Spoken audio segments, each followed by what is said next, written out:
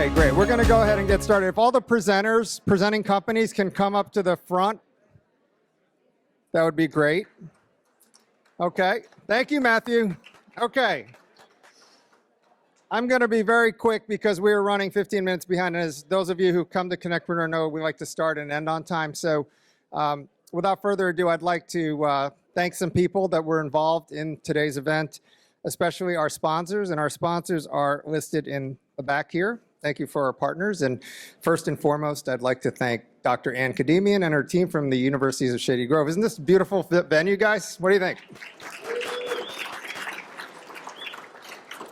And it has been 4 years, believe it or not. We've done 55, I think, CONNECTpreneurs in person in the DC, Baltimore area. And we haven't been in Montgomery County in 4 years. So I want to thank the county executive. I want to thank Bill Tompkins with the Montgomery County EDC and Anthony Featherstone. Where are you, Anthony? With WorkSource Montgomery. Thank you, guys. Also want to shout out some of our other sponsors. We have AEG, New York Life, TEDCO. Yeah, TEDCO's here. And a lot of companies funded by TEDCO in the house. Next, powered by Shulman Rogers, NFP, Beyond, Kiwi Tech, Ryan and Wetmore, Maryland Tech Council, Entrepreneurs Organization, Hispanic Chamber of Commerce of Montgomery County. Thank you, Carmen.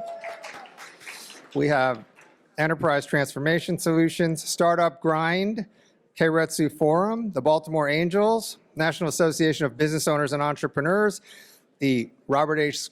Smith School of Business at University of Maryland, the Wharton DC Summit, US IDC and COBE. Thank you, Matthew Lee.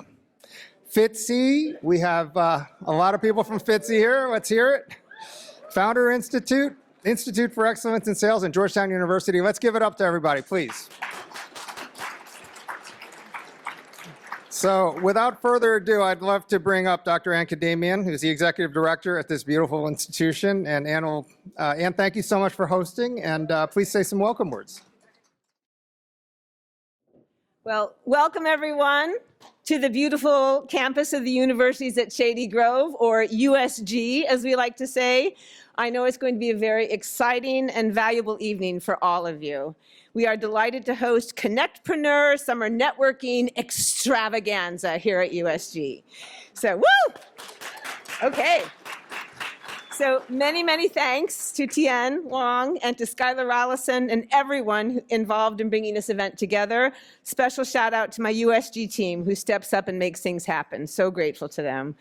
So USG is anything but a typical college campus. Just like all of the innovators in this room at USG, we don't have much interest in being typical. We are a community of educational innovation. And we are dedicated to building flexible pathways that support the learning and employment journey for every single student. We are a regional higher education center in the great university system of Maryland that brings together on one campus 80 undergraduate and graduate programs from 9 different Maryland universities. We say 9 universities, 1 campus, great results for students and for the industries in our region that need their talent to thrive and grow. And the #1 focus of our USG 2.0 strategic plan, which we launched in 2022, is to ensure that students not only achieve academic success, but that they also secure meaningful employment and great careers upon completion of their studies. Those career paths include launching successful businesses. So let me tell you about the students here at USG. First, the great strength of many students at USG, regardless of their path, is their enterprising and entrepreneurial mindset. Second, the interests of many of the students at USG is to solve a problem and to add value. They want to bring healthcare to underserved communities. They want to develop technology that supports older adults, maybe like their grandparents. They want to support the mental health needs of students who were impacted severely by the pandemic. They want to lift up nonprofit organizations that serve special populations with business acumen and savvy communications.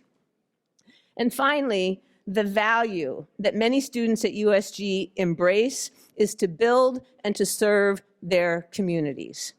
So USG is where the entrepreneurial mindset meets educational opportunity, meets collaboration and community building.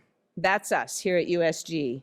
We want to be part of the ecosystem that lifts up and supports all aspiring entrepreneurs and to those applying the entrepreneurial mindset to drive impact and change.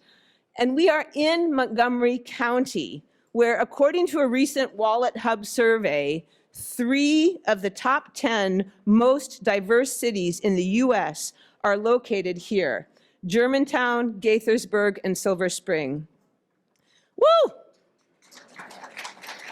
So, across the US, I will say that the county and the region that develops an ecosystem for entrepreneurial success that is founded in equity and in opportunity will be unstoppable, because where there is great diversity, there is great talent and great opportunity.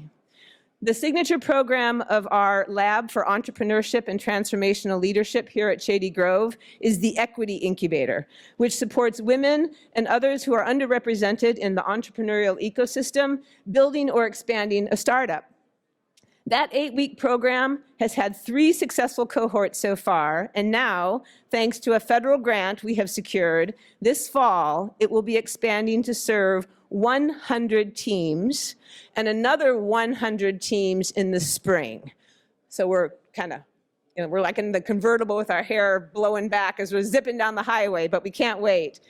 Dr. Liu from NanoFab Bio won the grand prize in December of 2022. Congratulations. She'll be pitching tonight. And also here is Kat Close, representing Wise Cities, also a past participant in the Equity Incubator. So Kat, congratulations. Okay. So our dynamic lab manager, Francisco Cartagena. Francisco, where are you? Where's Francisco? Okay, he's not in the room. Okay, Francisco, he's here tonight, so I hope that some of you will get a chance to connect with him. If you'd like more information about the lab and the incubator program, get in touch with Francisco. So again, welcome to USG. There's Francisco. Okay, Francisco is right there. Thank you, Francisco. Welcome to USG. Thank you for being part of this exciting event, and I know this is going to be a great evening. Have a lot of fun. Take care. Thank you so much, Ann, and congrats on everything you guys are doing. Francisco, congrats. I'd like to bring up our county executive from Montgomery County, Mark Elrich. Mark, come on up. Good evening, everybody. It's really great to see this in Montgomery County. I think you're going to find this is a great place to be. I'm excited to be here. I'm excited to be here with USG. We partner with USG, and USG is a key part of an equity pathway for people to, get into the sciences as well as other business and other opportunities in the county and beyond. And there are 9 universities in one place here. And so their programs come from all over the state university system. And it leads to a 4-year degree. And my favorite part is, we are working with the University of Maryland to open up an Institute for Health Computing. If you haven't heard about it, it's a University of Maryland project to bring AI, machine learning, to a facility on top of the metro in White Flint. WMATA's put out a solicitation for a master developer that will develop the center focused on life sciences, and they've got 14 acres.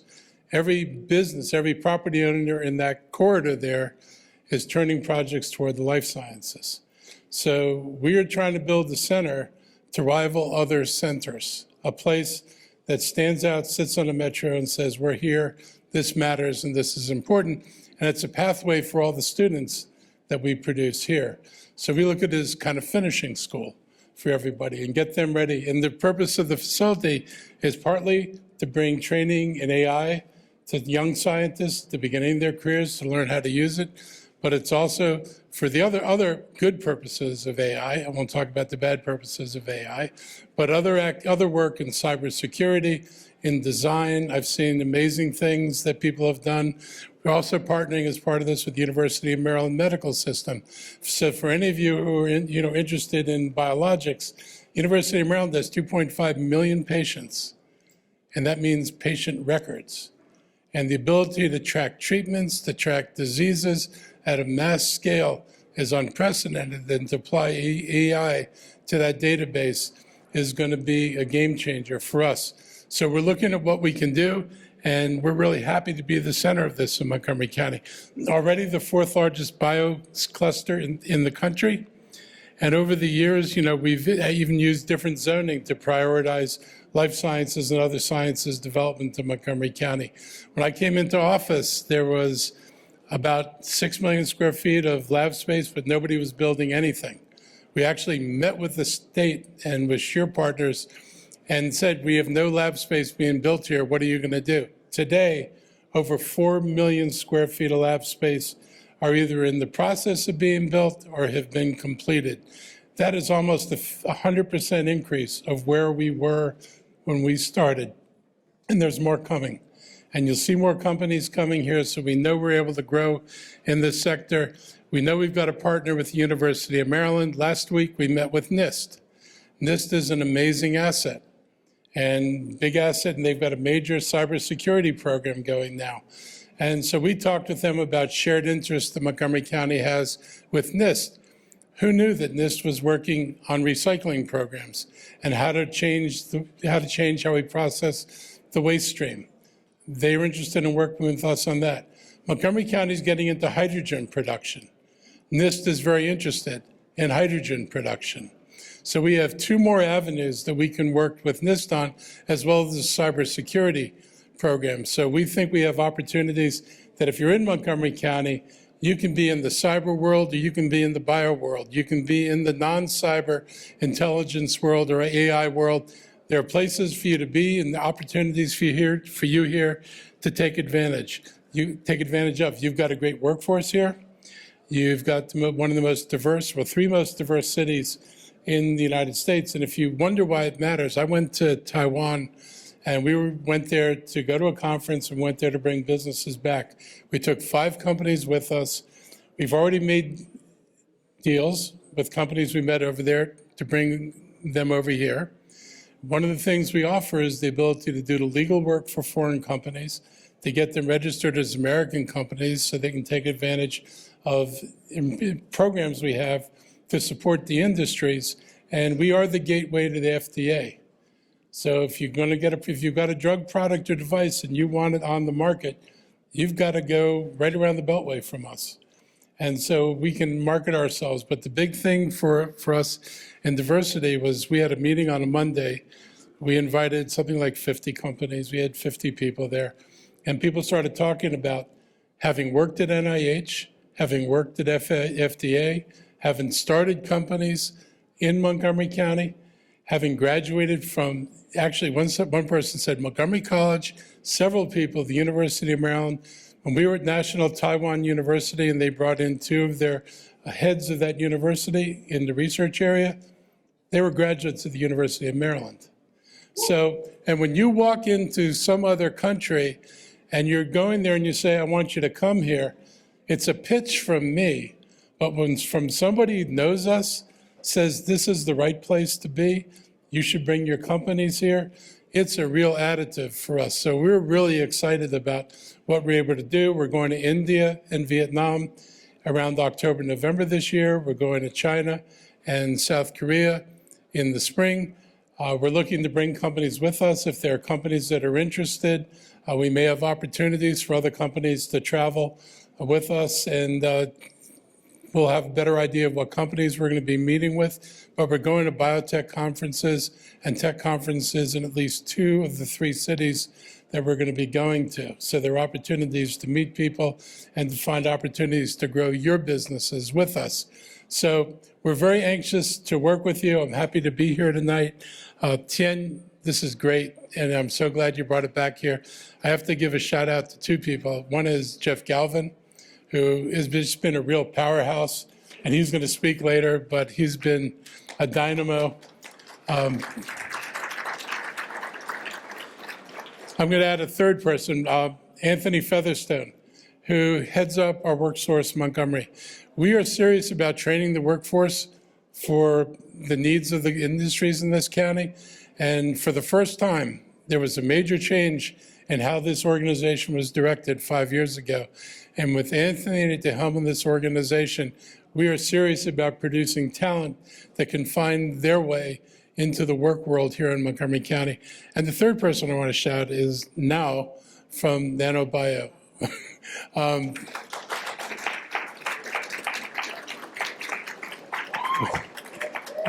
When she told me what research she was doing, it was one of those things that really has inspired me to push the AI part of this relationship with the University of Maryland. Because the more you see what people can do with data that used to have to be done in the wet lab, and you realize the speed of discovery and the work that can be done, it kind of changes your mind about science, and it opens your eyes to what's possible in a way that I could never have imagined before. So thank you for opening my eyes. Thank you for being a friend. And thank you for the work you're doing. And I just really wanted to shout you out because you are a good example of what we'd like to be. Thank you. Great. And I'd like to bring up Kelly Schultz, who is the CEO of the Maryland Tech Council and former, all right. Former Secretary of Commerce for the state, and she has done such great stuff for the tech community and for the state. Kelly, why don't you say a few words? You okay? I'm good. I'm good. Hello. Gosh, well, I don't know if there's anything that's left unsaid, but this is what I will say. There was a lot of information that everybody has about the state of Maryland, the ecosystem, everything that we have. Hi, Jeff. Good to see you 2 weeks in a row. Maryland has more assets, more resources than any other state in the nation. 74 federal laboratories are here in the state of Maryland. Who knew that? I knew that. And we talked about it a lot, but we need to talk about it more. At the Maryland Tech Council, we have right now about 750 businesses in the industries of biohealth, life sciences, and technology. And our goal, our mission is not only to increase our membership, but increase the opportunities for all of the industry that's here. By the way, did you know that this industry contributes over $20 billion in revenue to the state of Maryland every year? Just in life science plus technology is $40 billion. That's 2/3 of Maryland's budget every year as just a flat line, just to, so that you understand that. What we can do as a group, as an ecosystem, is huge. And the Maryland Tech Council wants to be a part, wants to be able to go outside of our boundaries because everybody here knows how great we are. Our job is to make sure that everybody outside of Maryland, both in the US and globally, know how great we are. And I'm bound and determined to lead this effort to help us make sure that we do that for you, because Maryland deserves it and your businesses deserve it as well. If you're not a member of the Maryland Tech Council, please join. But thank you very much for coming here tonight, and I can't wait to see the pitches. Have a good night.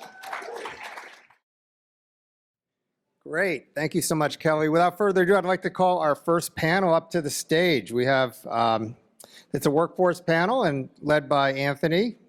Come on up, guys. We have Anthony, who the county executive already said he's with WorkSource Montgomery, Jeff Galvin, CEO of American Gene and Adamune, Carmen Larson. Carmen is founder of Bioethics and CEO of Aquas, as well as president of the Hispanic Chamber of Commerce of Montgomery County. And last but not least, Mike Pretty, who's on the board here at USG and also CEO of Intervise. Turn it over to Anthony and kick things off.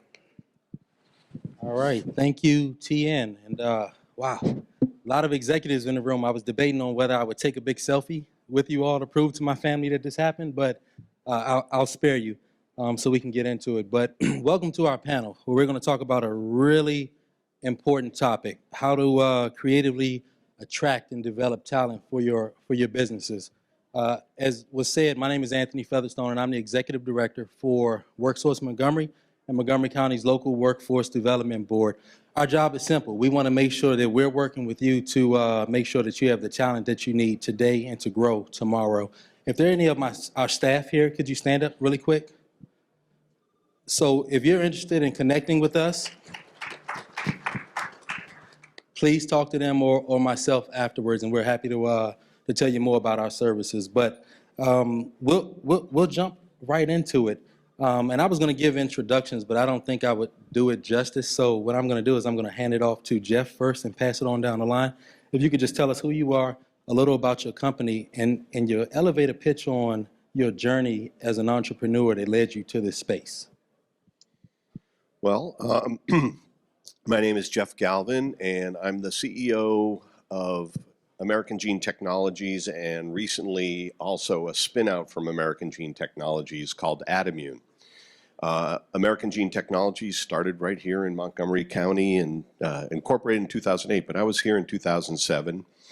And of course, I really can connect with what Kelly said about all the institutes around this area and the amazing amount of technology and even workforce development that is a consequence of all this government investment. And I just saw something at NIH just by chance, viral vectors, and coming from the computer industry in Silicon Valley, my head just exploded. I realized that now we can rewrite the drivers of everything in our bodies. What can't we cure? So I've been on that mission ever since. We've developed a big platform that spans across immuno-oncology, chronic viral infections, and infectious disease. And we're trying to work on autoimmune diseases as well. But the HIV project got in the lead. Everything was just working so well there. We got incredible data in a phase 1, successful phase 1, and then we did an analytic treatment interruption where we were able to suppress people with just a small number of these super cells that we put in their body that we make from their HIV T cells. We were able to suppress them several log in viremia, but what was amazing is half the people that went through the full protocol actually were suppressed down to a level that you would consider them to be long-term non-progressors, which means they don't actually have to take antiretrovirals in order to avoid getting or progressing to AIDS. Now, of course, that's not good enough. We're looking to, do a cure, and I think we've got line of sight on that, but we did just show a tremendous amount of efficacy that is really exciting. And, the dream is that we can suppress them far enough down that they're not contagious. That's called a level of undetectable, but really under 100 particles per ml, it's above undetectable, but that would be considered probably uninfectable. And to have their immune system that we've just modified control the virus for the remainder of their life. They would never need to take another pill or a treatment. They could never infect anybody. They could never progress to AIDS, obviously, and they could never recontract the disease. So that's what's going on here right in Montgomery County, and my journey here was just pure chance, pure luck. When I arrived here, it was really obvious to me that this is a really special place. Montgomery County has just got it all. It's just got great people. It's got great educational institutions. It's got great politicians that are really public servants. I really admire that. It is just a happening place. Tremendous amount, we're going to talk about workforce development, but, just tremendous talent here at reasonable prices who can also, at those reasonable prices, live a great lifestyle in this area. I mean, we're really blessed in Montgomery County. I hope everybody appreciates it. We'll talk about it more, I'm sure, but that's how I got here. I came for the viral vectors, and I stayed for the community. So I think I got a C in bio. So I think I could definitely use some help with some of the explanation of that. So sounds like a great company. I went to Wooten High School. Any other Wooten people here? Okay, a couple, right? Not too many.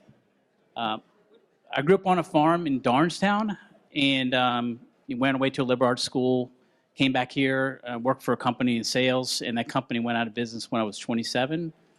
And started a company by making 1,000 calls. I don't know if you remember in the old libraries where you had Corpex, where before the internet, essentially, you would go out and research. So just grabbed 1,000 names and numbers and made phone calls and bootstrapped that company.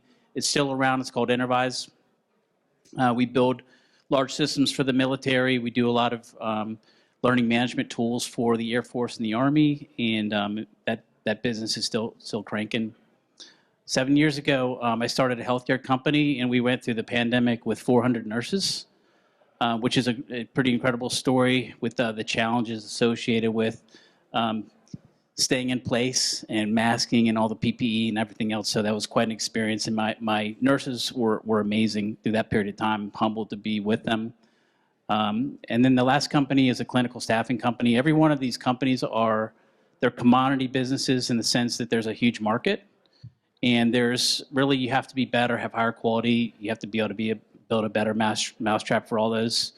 And so right now we have 4 companies in the county, about a little over 400 employees, and a great place to grow our companies. And we'll talk a little bit more about that later. Thanks for having me.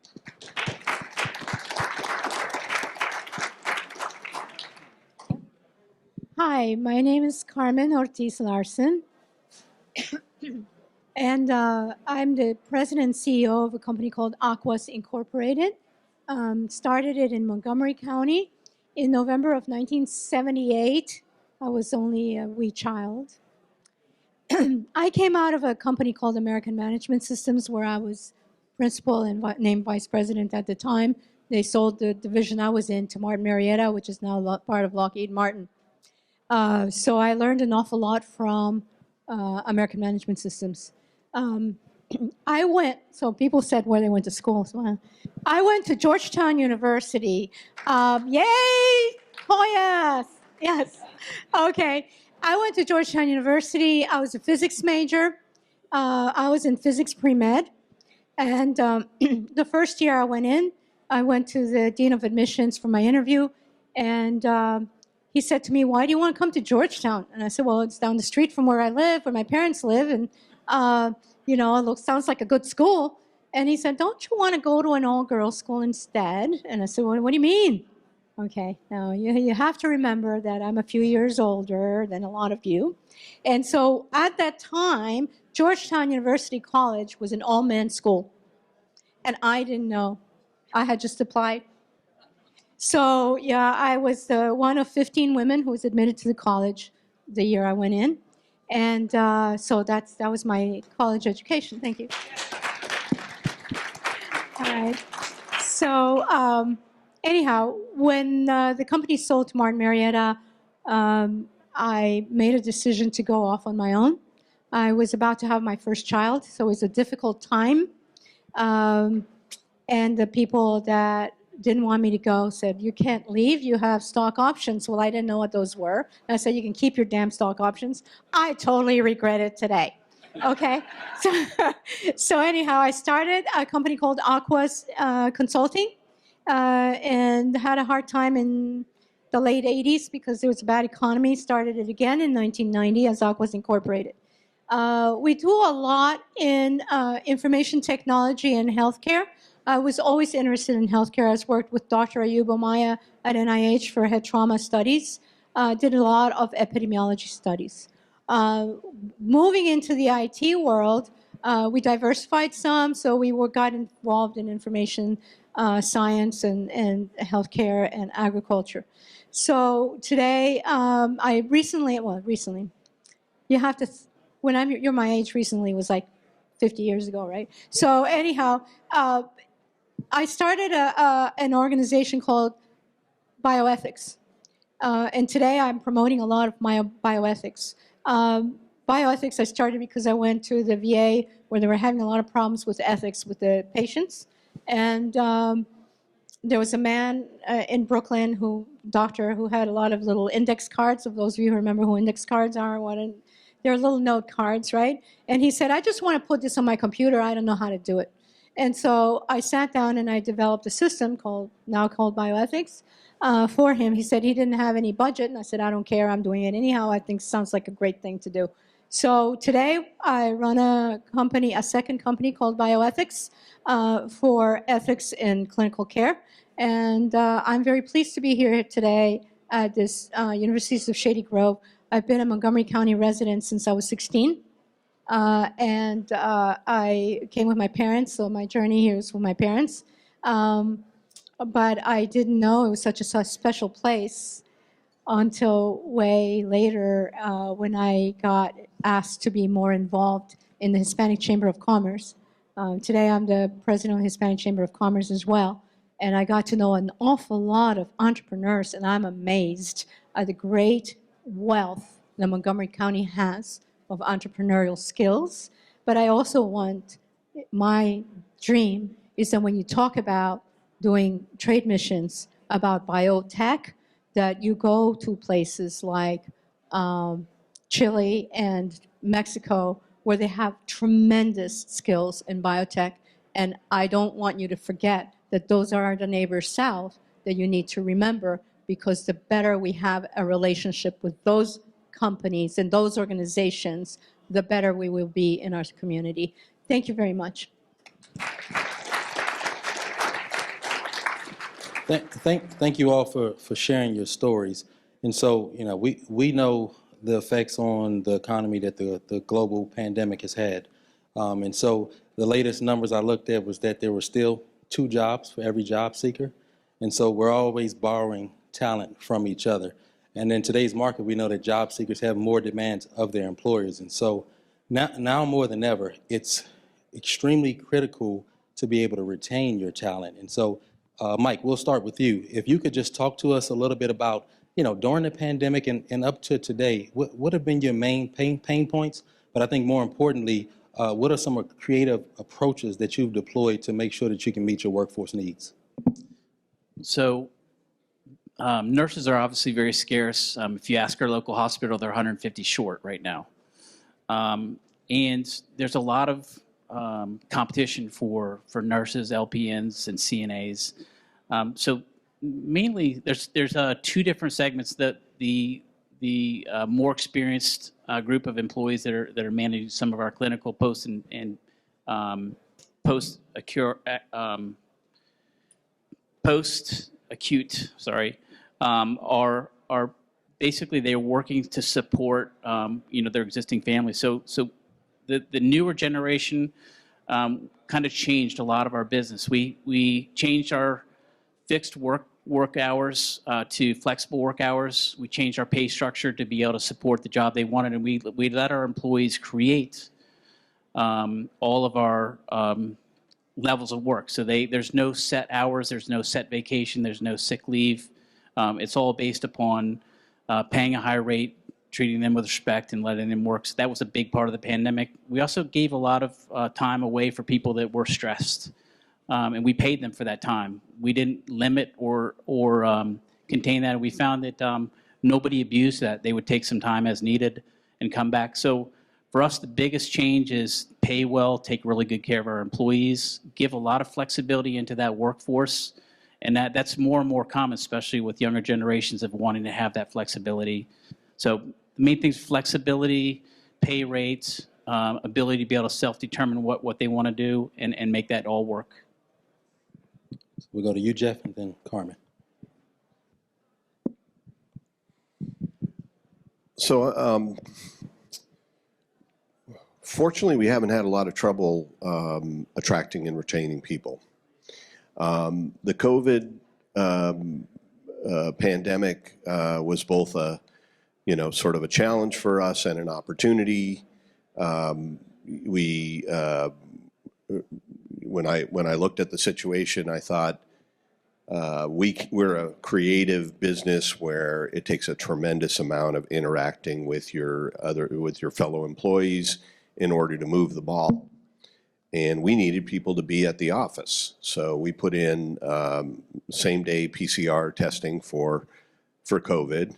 We just developed it ourselves, and we created a CLIA lab, and we only had 50 employees at the time. So, you know, one of those PCR machines can do thousands of tests in a day. So we started selling them to the community, and I came from Silicon Valley before this, so my background's IT, so we put together a really nice back end that automated everything. So we were the only shop in town that you could go ahead and get a swab at your local doctor that would automatically, you know, queue up a driver to come pick it up. And, you could track it like a FedEx shipment all the way back to you, and you'd have it back within 24 hours on your phone.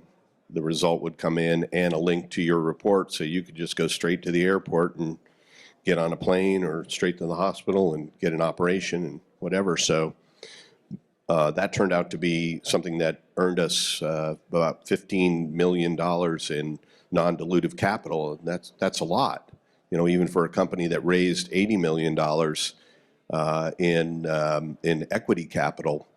You know, that was really helpful.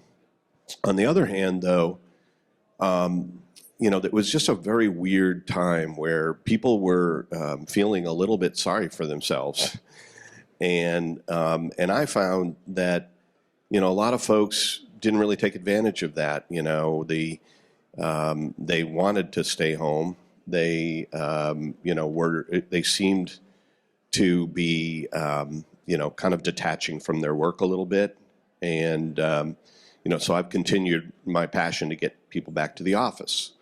And we've done it at this point. And, you know, we do little things like, you know, we have lunches there every day. We bring in food every single day. It's really good.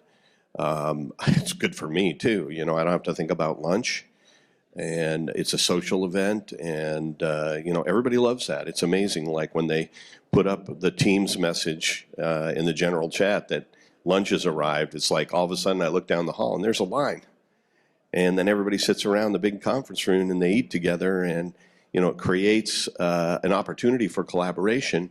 But it's also just fun, and it's social, and you know, this is something that draws people.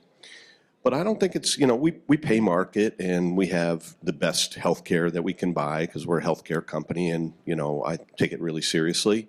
So we have good benefits, we have good pay, we have a good environment, you know, all those things. But I think when you think about attracting and retaining employees, you've got to think bigger picture.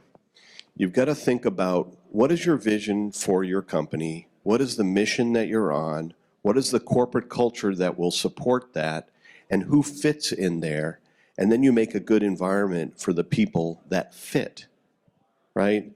Because sometimes we're just too set on that people are, you know, sort of interchangeable with certain degrees, or that they're in certain areas, but that's not it at all.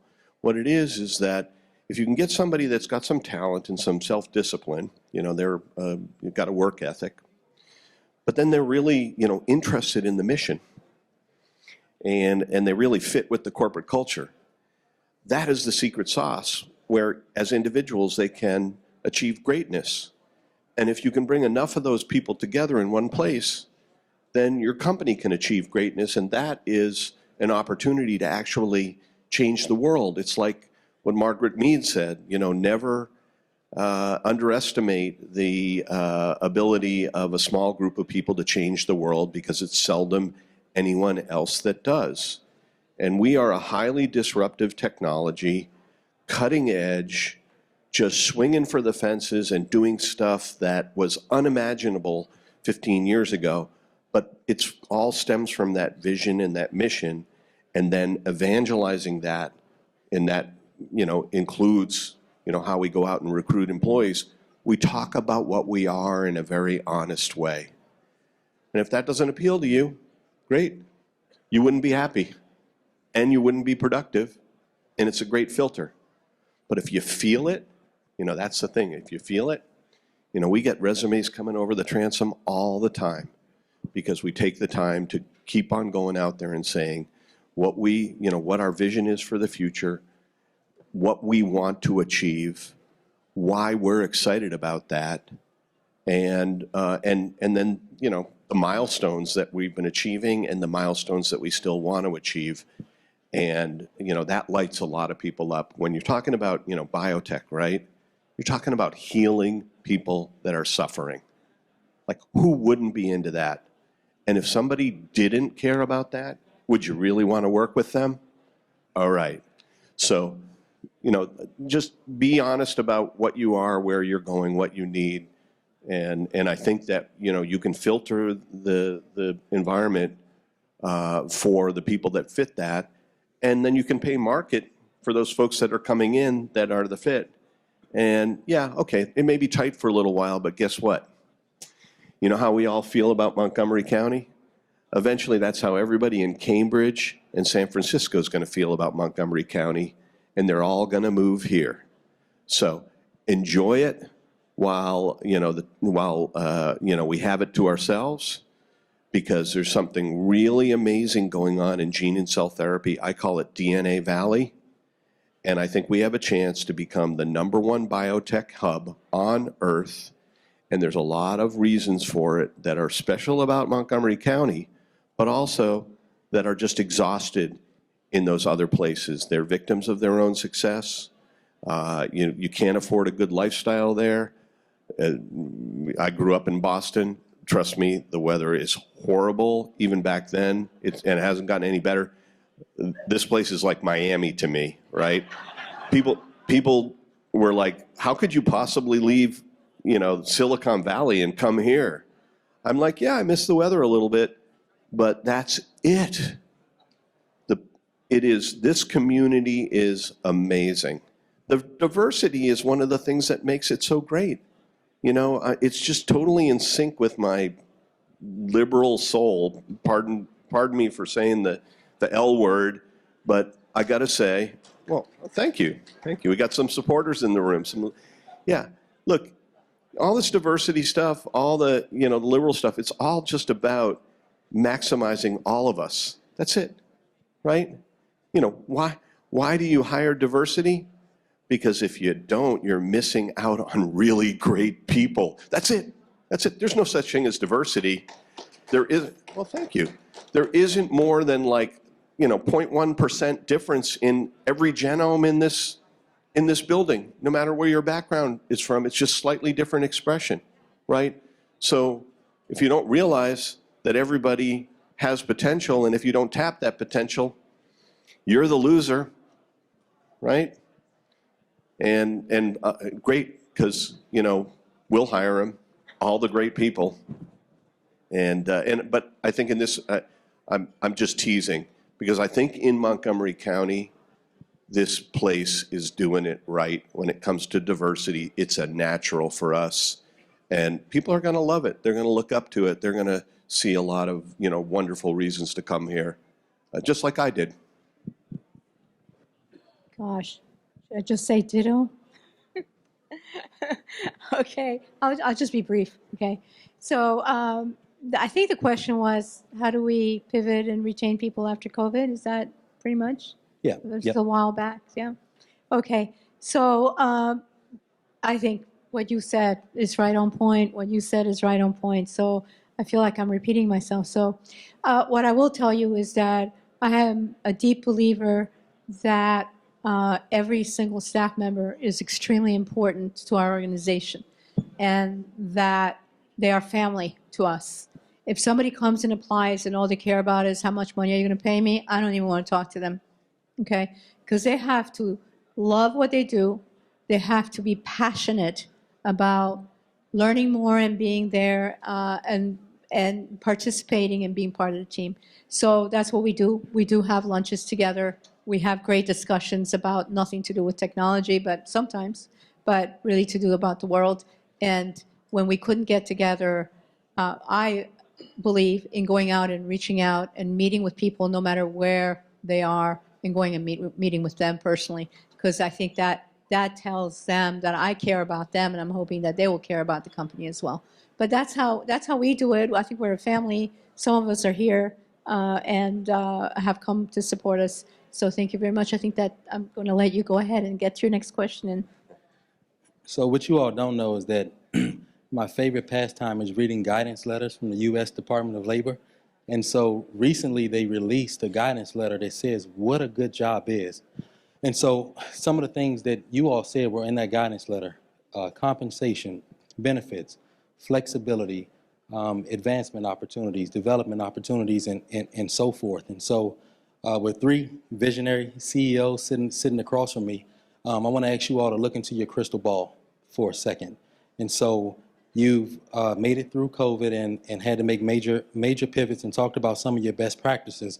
But what investments or shifts do you think you'll need to make in the next 3, 5, 10 years, till the future here, to make sure that you can stay on top of your game and set yourself aside so you can provide those good jobs that workers in today's economy want. And I'll just toss that one up, whoever wants to Okay, grab it. so I'm going to take it because I got sort of on the short end of the stick here with you guys, okay? So I think in the next 10 years, what's extremely important, and I preach this to my staff, is training. And, you know, I'll pay for it. I'll do whatever I can, whether I'll, help you pay for it or find a way to give you the time for it or whatever. We can work on it together for programs. But training in the technology industry that is moving so fast, what are you going to do? Throw the people out and come up with new ones? State of Maryland used to have a grant to help train your employees, to train them up. I think training is number one. Getting the new technologies is number one. I think people feel good when they get a certification. So to the extent that they feel that that's a motivator, I think that's good. From a business perspective, when we go out and get contracts, it helps that they have the certifications, and it's good for them, even when they leave. I think that's a good thing. And then partnering is the second one. And I think partnering is extremely important as we move forward, because you know a lot of things I don't. I know some things you don't, maybe.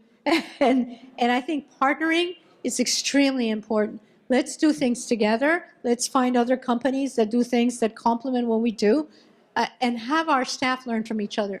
And I think that's what I'd say. So just echo training is a big deal. I guess right now are you aware that 70% of students that are coming through college right now are non-traditional, right? And these are professionals, working professionals that want to get ahead and want to come back and go to school. It's a huge number. So training is really key. Many of my best managers are moms. And can I have a cheer for the moms? And I think I can say this without getting in trouble, that women multitask better than men. Can I get a clap for that? Okay. So, our experience is if you can provide the flexibility and you can provide an opportunity to be able to balance life, work and life is a big area. So continuing to look for ways where you can invest in your employees and find key ways to be able to take that support and invest it back in your employees. And I'm getting assigned for a hook for 2 minutes here. So, anything you want to add? Oh, yeah, there's time. Yeah. So, yeah, I think that's a great theme, training and education. And I think Ann and I talk all the time about the nature of education. For me, it's critically important to teach people how to learn. Because life is changing and technology is moving too fast for evolution and for humankind. And if you don't learn how to pick up new things, you will get left behind. And if you learn how to learn, then you can drop into any environment. And look, the internet's there, right? There's all sorts of educational resources around.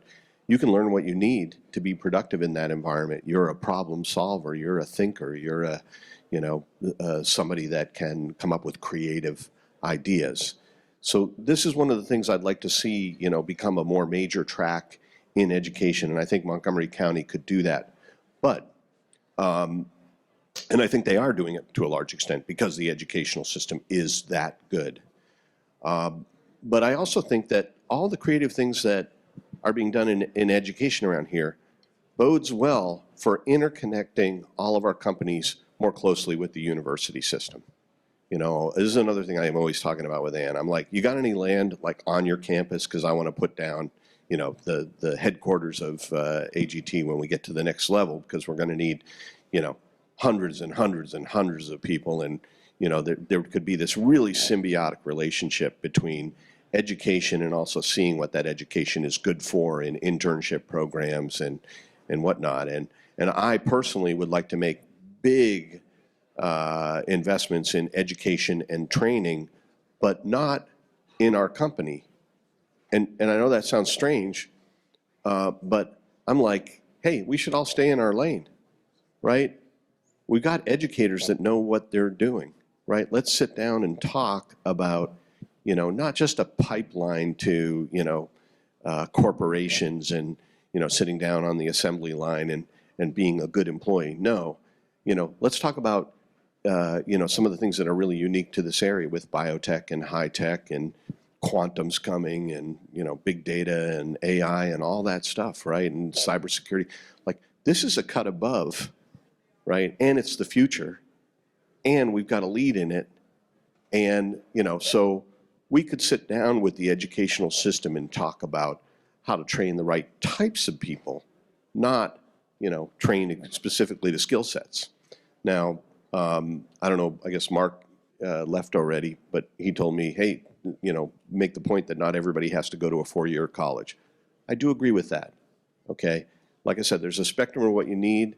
We right now need a ton of the people that I'm describing, and I think that they will drive the organization for us, and that's where I plan to invest heavily.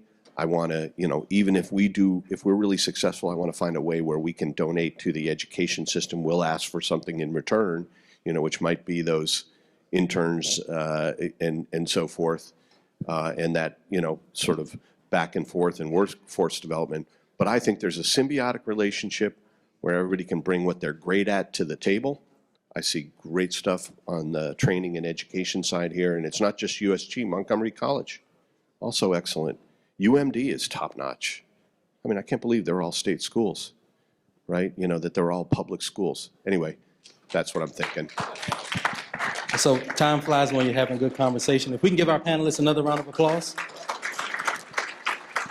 And I think that concludes it. I hope you enjoy the rest of your evening.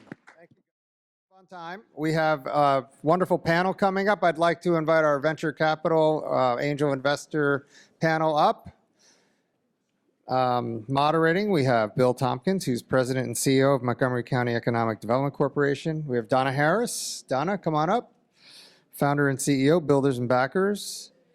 Board member, Global Entrepreneurship Network, and she's running 2 funds. Come on up, guys. Come on up. Phil Jung, who's a partner with Sovereigns Capital.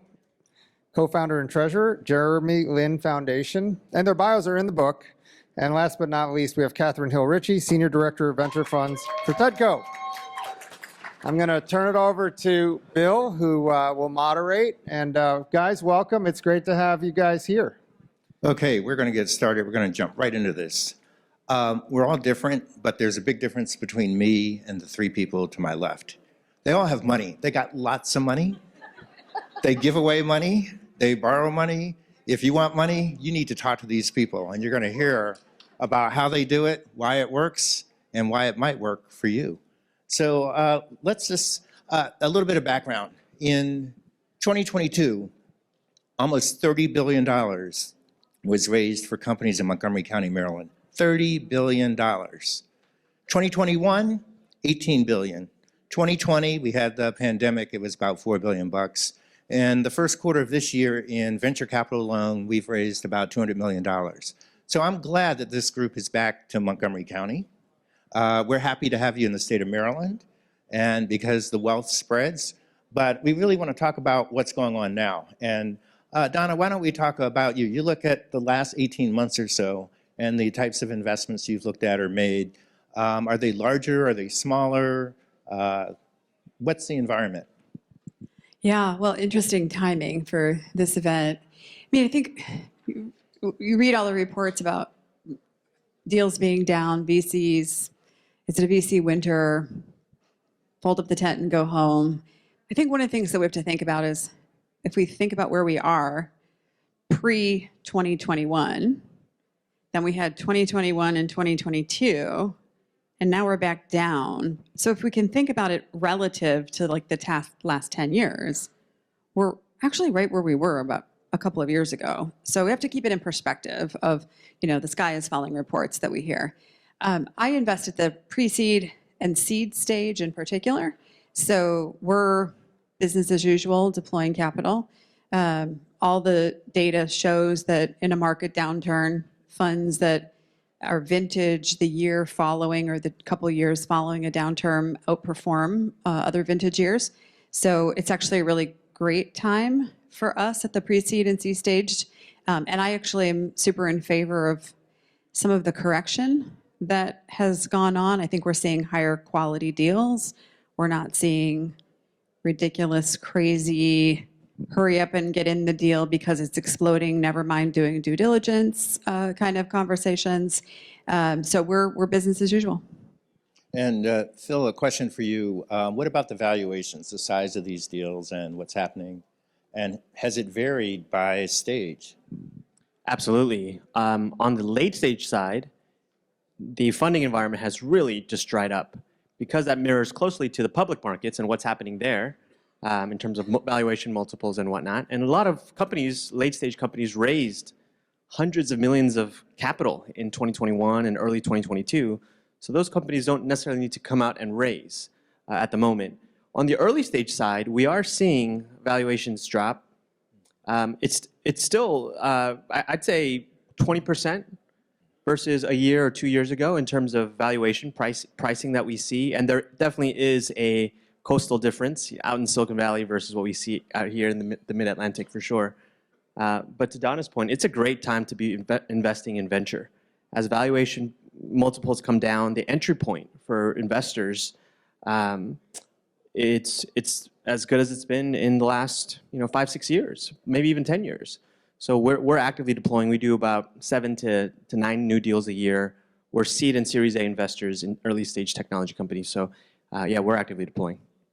So Catherine, you have a lot of money or access to a lot of money through TEDco. You've been there, what, 18 months or so? And what have you seen since you've been there? What types of deals have you looked at? Let's just trade. First of all, I must say something. We love you all, but in the back, if you could pipe down a little bit, because these guys have incredible things to say, and they could be very useful to you. Had to be done. Had to be done. Okay, so I've been at TEDco for 18 months, and you know what? Nothing has changed in terms of what we do and how we do it. And why is that important? Because we don't have style drift.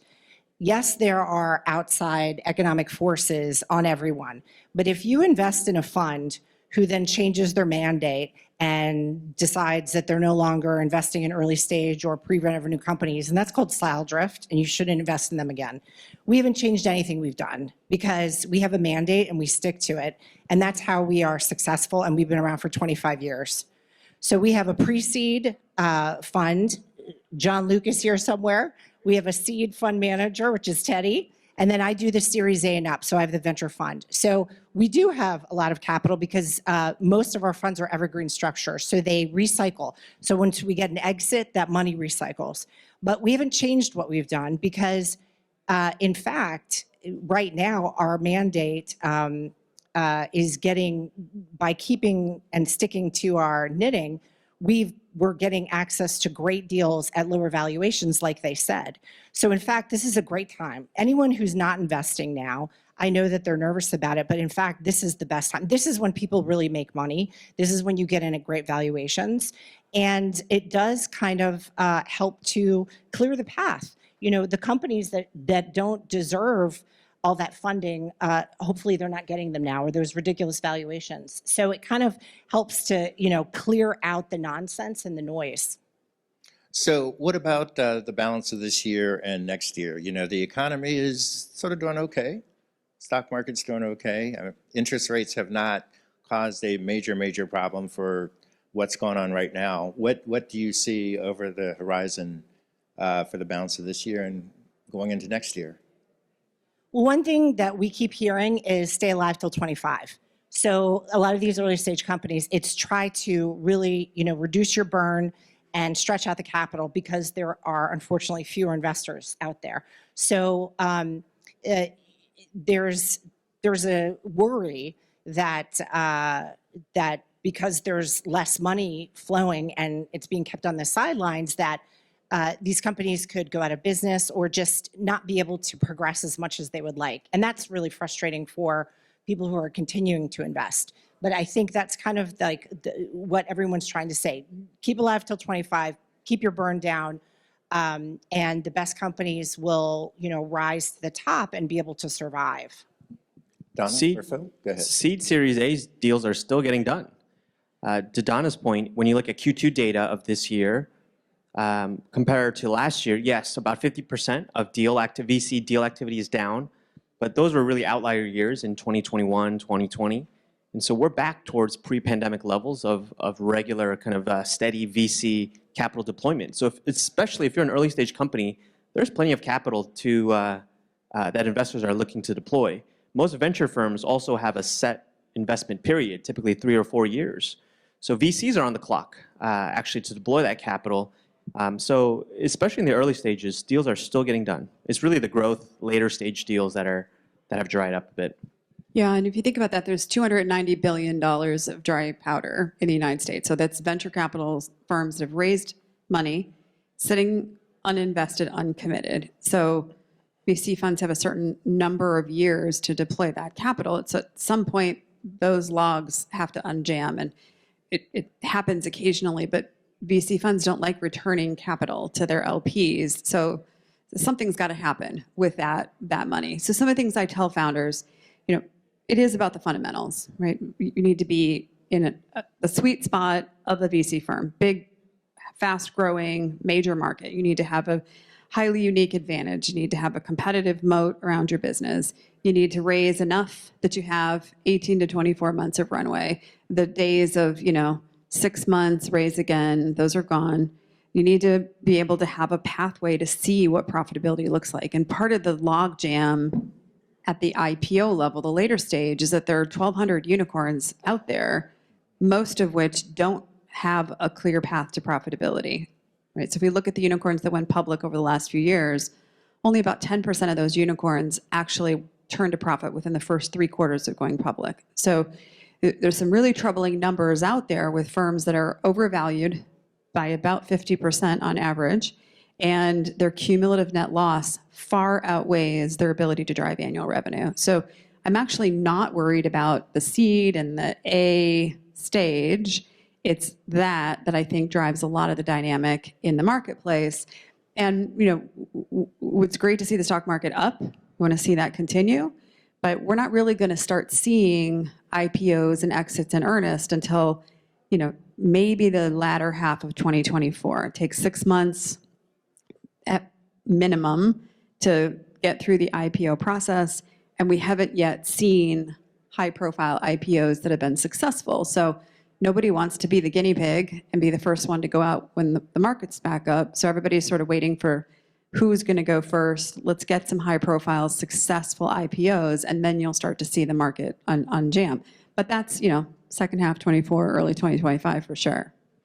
So put your other hats on for a second. Not only does this panel have money, they've been on the other side. They're entrepreneurs. They've actually had to raise money for themselves. So in today's environment, while you may have money to give out in terms of your portfolio, if you were an entrepreneur now, is it going to be harder, easier, or about the same as it has been, let's say, before the pandemic, to go out and raise, especially venture capital or even angel money? It is harder now to raise capital than it was a year or 2 years ago. We saw a lot of new entrants in the venture capital space. Some refer to them as tourist VCs. In a low interest rate, no interest rate environment, a lot of folks were looking for alpha and dabbled into the private alternative assets world. And there was lots of capital that was going into early stage companies, probably a lot of companies that didn't necessarily weren't on the trajectory of a venture-backed company that raised capital from VCs. So there are fewer funds today that are deploying capital, but that does not mean, as I mentioned earlier, that deals are not getting done right now. What I'm seeing at the early stage side is, to Donna's point, it's interesting, even at the early stage, seed and Series A, we're seeing this dual path of we're going to raise capital. The rounds are generally smaller. We're going to raise capital to get us to our next growth milestones, but we're also building towards profitability, dual tracking that, which I had not seen over the last several years. So entrepreneurs are thinking through that, which is great. But yeah, deals are still getting done for sure. So if I could comment that exactly, what's been interesting is I'm seeing smaller rounds, but you're right, a dual track. I just had this conversation earlier today with a company where they're trying to figure out how to generate revenue earlier in any way they can. So I was in Europe last month, and what I was hearing a lot of was that companies are doing twice as many meetings and getting half as much capital. So I think it is a difficult time whenever the public markets and external factors are, not as gentle, then the venture capital, which is considered the riskiest, investment asset class, is obviously going to get hit. But, there is life beyond venture capital firms. There are angels, there's family offices. That's a world that I spent many years in. So, I think some companies can be fantastic investments, but they're not venture capital backable in the, normal trajectory of like an enterprise SaaS company, right? So that's the one thing about TEDCO, is that we're not a normal VC. So we can take risks on companies that have fantastic ideas, but maybe wouldn't be in the normal VC pathway. And I think, we've been around for 25 years and we've recycled a lot of that capital. So, it proves that some of these companies that are maybe a little bit, founded by overlooked founders or ideas that are a little bit unconventional can still be funded and still have great exits. So here's a question. Well, go right ahead. Yeah, That's my cheerleaders. there you go. You spent, what, 7 or 8 years in Switzerland doing that? And what about here in the US? Do you still see a lot of family offices here that are flush with money, or is that trend? Absolutely. So, family offices is a weird, opaque world because you've got wealthy people, and a lot of them, usually a family office is when somebody normally, I mean, there's exceptions, but 100 million and up, it makes sense to hire your own staff. And then you can direct investments into what you want. There are family offices all over the world, but there are many in the United States that are very active. And especially what I found is that a lot of them, if they're from Maryland, they have a real pull for the state. And they want to back local companies because they believe in the state and they want to keep the money here. So there are family offices. Some of them are more transparent. They even have websites. Some of these people don't even have websites. Some of them are active like a VC. They look like a VC, or they have a foundation. And so those are good sources of capital. It's usually more relationship driven, but a lot of times a very wealthy person doesn't have an entire investment committee. And if they like you and what you're doing, they'll invest in you despite the fact maybe they made their money in real estate or something else. So it's an interesting investor to spend a little time on and look for, because they can continue investing in you until you go public, because they're not necessarily restricted by the same things that we are. In a proper fund, you have certain restrictions, right? But if you're a family office, you can do whatever you want.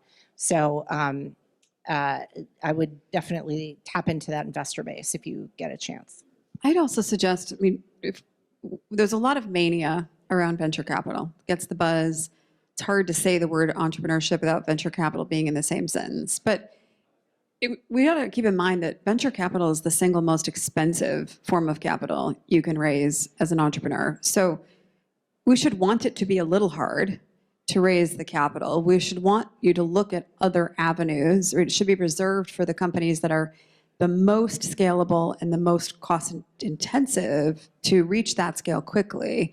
But there's all kinds of innovation going on in revenue-based financing, redeemable equity, non-dilutive funding. We heard about how many labs and research orgs there are in Maryland. You probably can't drive your car a mile without stumbling into a non-dilutive funder, particularly in this community. So I'd encourage you not to be myopic around it's VC or bust, and don't get caught up in the ego of the press release that you raised a VC round. You're celebrating that you got money in the bank. VC is really just a proxy, right? You should want to build a sustainable business. As the owner of that business, you should want to retain ownership in that business. You shouldn't want to default to the most expensive form of capital. So just a word of caution. Great point. So a question, how do you look at companies who have generated revenue versus those who have not? Well, I think it depends on the industry. For example, we do a lot of biotech and medical devices, and until they're FDA approved, they can't generate revenue, right? So it's, if you're looking at that in a consumer products in some cases can be generating revenue quite quickly. But so it's not fair. You can't compare them. It's oranges and apples, you know? So you have to look at it differently. So I do Series A investing and up. So I'm later stage in my portfolio. I invest 500,000 to 1.5 million a year. And I have to look at those companies differently because it'd be terribly unfair. I mean, biotech takes a long time and a lot of money. And so I have to, you know, use my brain and realize that, you know, I have to look at them with a different set of criteria than I do a consumer product, cybersecurity, something like that, Series A, which could get customers a lot quicker because they don't need this long regulated pathway. So I think you have to look at them differently. But also, it sounds like everybody else in the panel does pretty early stage too. So a lot of them are just not generating revenue yet. It's atypical for seed or pre-seed companies to be generating meaningful revenue. At those stages of company formation, we're really raising on the story, the narrative, the opportunity that you see in the market, and the domain expertise of the team that allows you to have some sort of unfair competitive advantage that gives you a shot to actually change that industry. Once you start hearing Series A and later, the revenue metrics become much more important. $1 million, $2 million in ARR typically is the starting point for Series A. And then at later stages, C, D, et cetera, you're going to be evaluated on your financials, your gross margins, your bottom line, your EBITDA, your pathway to profitability, because that's the closest stage en route to becoming a public company. Yeah, I would say that that doesn't mean at the pre-seed or seed stage you should be devoid of any evidence, right? So there's other forms of evidence that you can have to validate that there's demand for your product, that your hypothesis is correct. The experimentation framework, there's lots of ways that you can not necessarily put a pitch in front of an investor that is all, we hope to, we wish to, we want to. I get a lot of those pitches where, you know, I haven't been able to do anything because I don't have any capital. So I would encourage you to really think about what are your hypotheses behind this and what form of evidence can you gather. Revenue is one form of evidence. User acquisition, wait lists, pre-sales, there's all kinds of forms of evidence that you can have even at the pre-seed stage. I'm going to jump ahead to ask a question I think that's very important to this group in the back. It won't be the last question. It's not on my resume, but I actually did a startup when I was back in, I don't know, 10 years ago. It didn't go very far, otherwise I wouldn't be sitting here. So you've got 9 companies back there. What advice, what critical advice would you give these 9 companies? They're going to come up here and pitch in a couple of seconds. What are you going to pay attention to and listen to? What's going to get your attention? Well, actually, if you're interested in TEDCO money, you need to apply to the website. I know it's nice to meet in person, and it's lovely to establish that. But the reason why TEDCO has an application process is because women and diverse founders get 2% of venture capital money. I don't even know, maybe it's less than that today. So the problem is that we want to provide access to people who otherwise might get access. Like, yes, I might meet you tonight, and that's wonderful, but we look at every application because we don't want to miss out on a great entrepreneur. And women and diverse founders get overlooked. So please, meeting in person is great, but it's not going to give you an edge. You need to apply to the TEDCO website. And I know that sounds frustrating, but that way we've got you in the system and we can look at you and you're going to be looked at fairly, because the old Silicon Valley, you know, Stanford club of a bunch of white guys that call up each other, say, hey, I'm investing in this company, you should look at it too. You know, that world is not fair, and we need to make the process fair.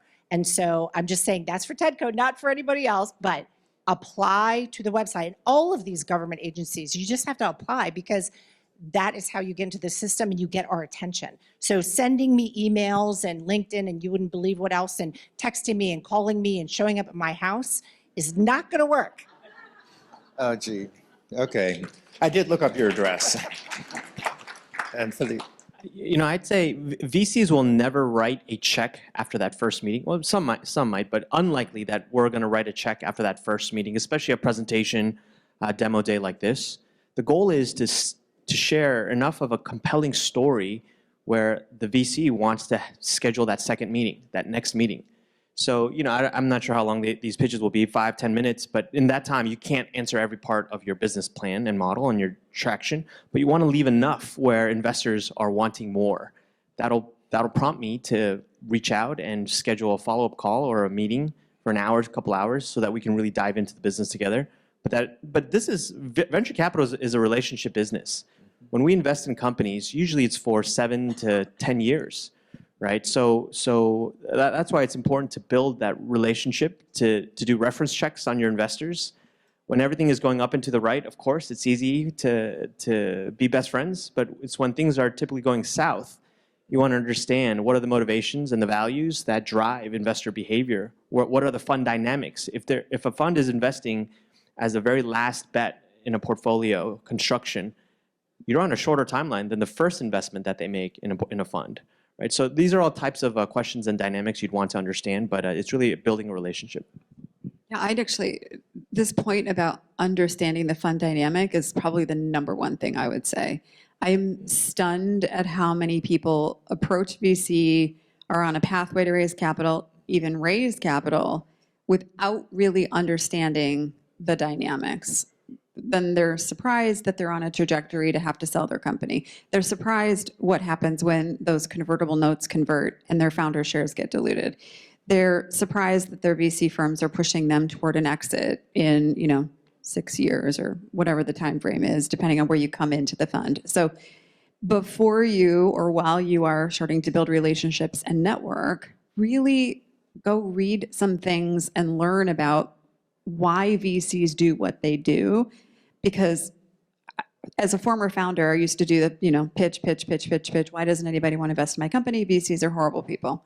And what I realized was, I get it now. I totally get why I got all those no's. There were some very real reasons. Those VCs were actually great people. But, I didn't understand well enough what it was that would make a fit, both generally in the VC category and then specifically for each individual fund. So, generally understand what you're getting yourself into, and then specifically make sure there's a good fit with what you're looking for, your time frame, the criteria that the fund uses, and the people that you're going to work with. Because, VC is great, and we can all be kumbaya while the market's going up, but it's moments like this when things don't go so well in your business that you want to really have those strong relationships where you can roll up your sleeves and solve the problems together. Okay, so we have a challenge here. It's hot in Virginia, but it should be hotter in MoCo. When you think about Montgomery County and Maryland and the opportunities here versus elsewhere, how do we stack up? Is this something that a place you're excited to be? Think about what Jeff Galvin said. It's all here. It's a great place. We got all of the elements. But when you look at your portfolios, and you have to look, but you can look outside of the state also. Well, actually, we can't. So we have to invest in Maryland companies only, and you have to have more than 50% of your employees based in the state. So I will say this, though. I am the product of a Montgomery County public school education. I went to Poolsville Elementary, Robert Frost Middle School. I went to Wooten High School. I went to University of Maryland undergrad. Now, I left for 20 years, circled the planet, worked in New York City and Geneva, Switzerland for 4 billionaires. I invested all over the world, every continent, and then I came back here. So that says something. I love TEDCO. I love what we're doing. I love that we're supporting Maryland companies.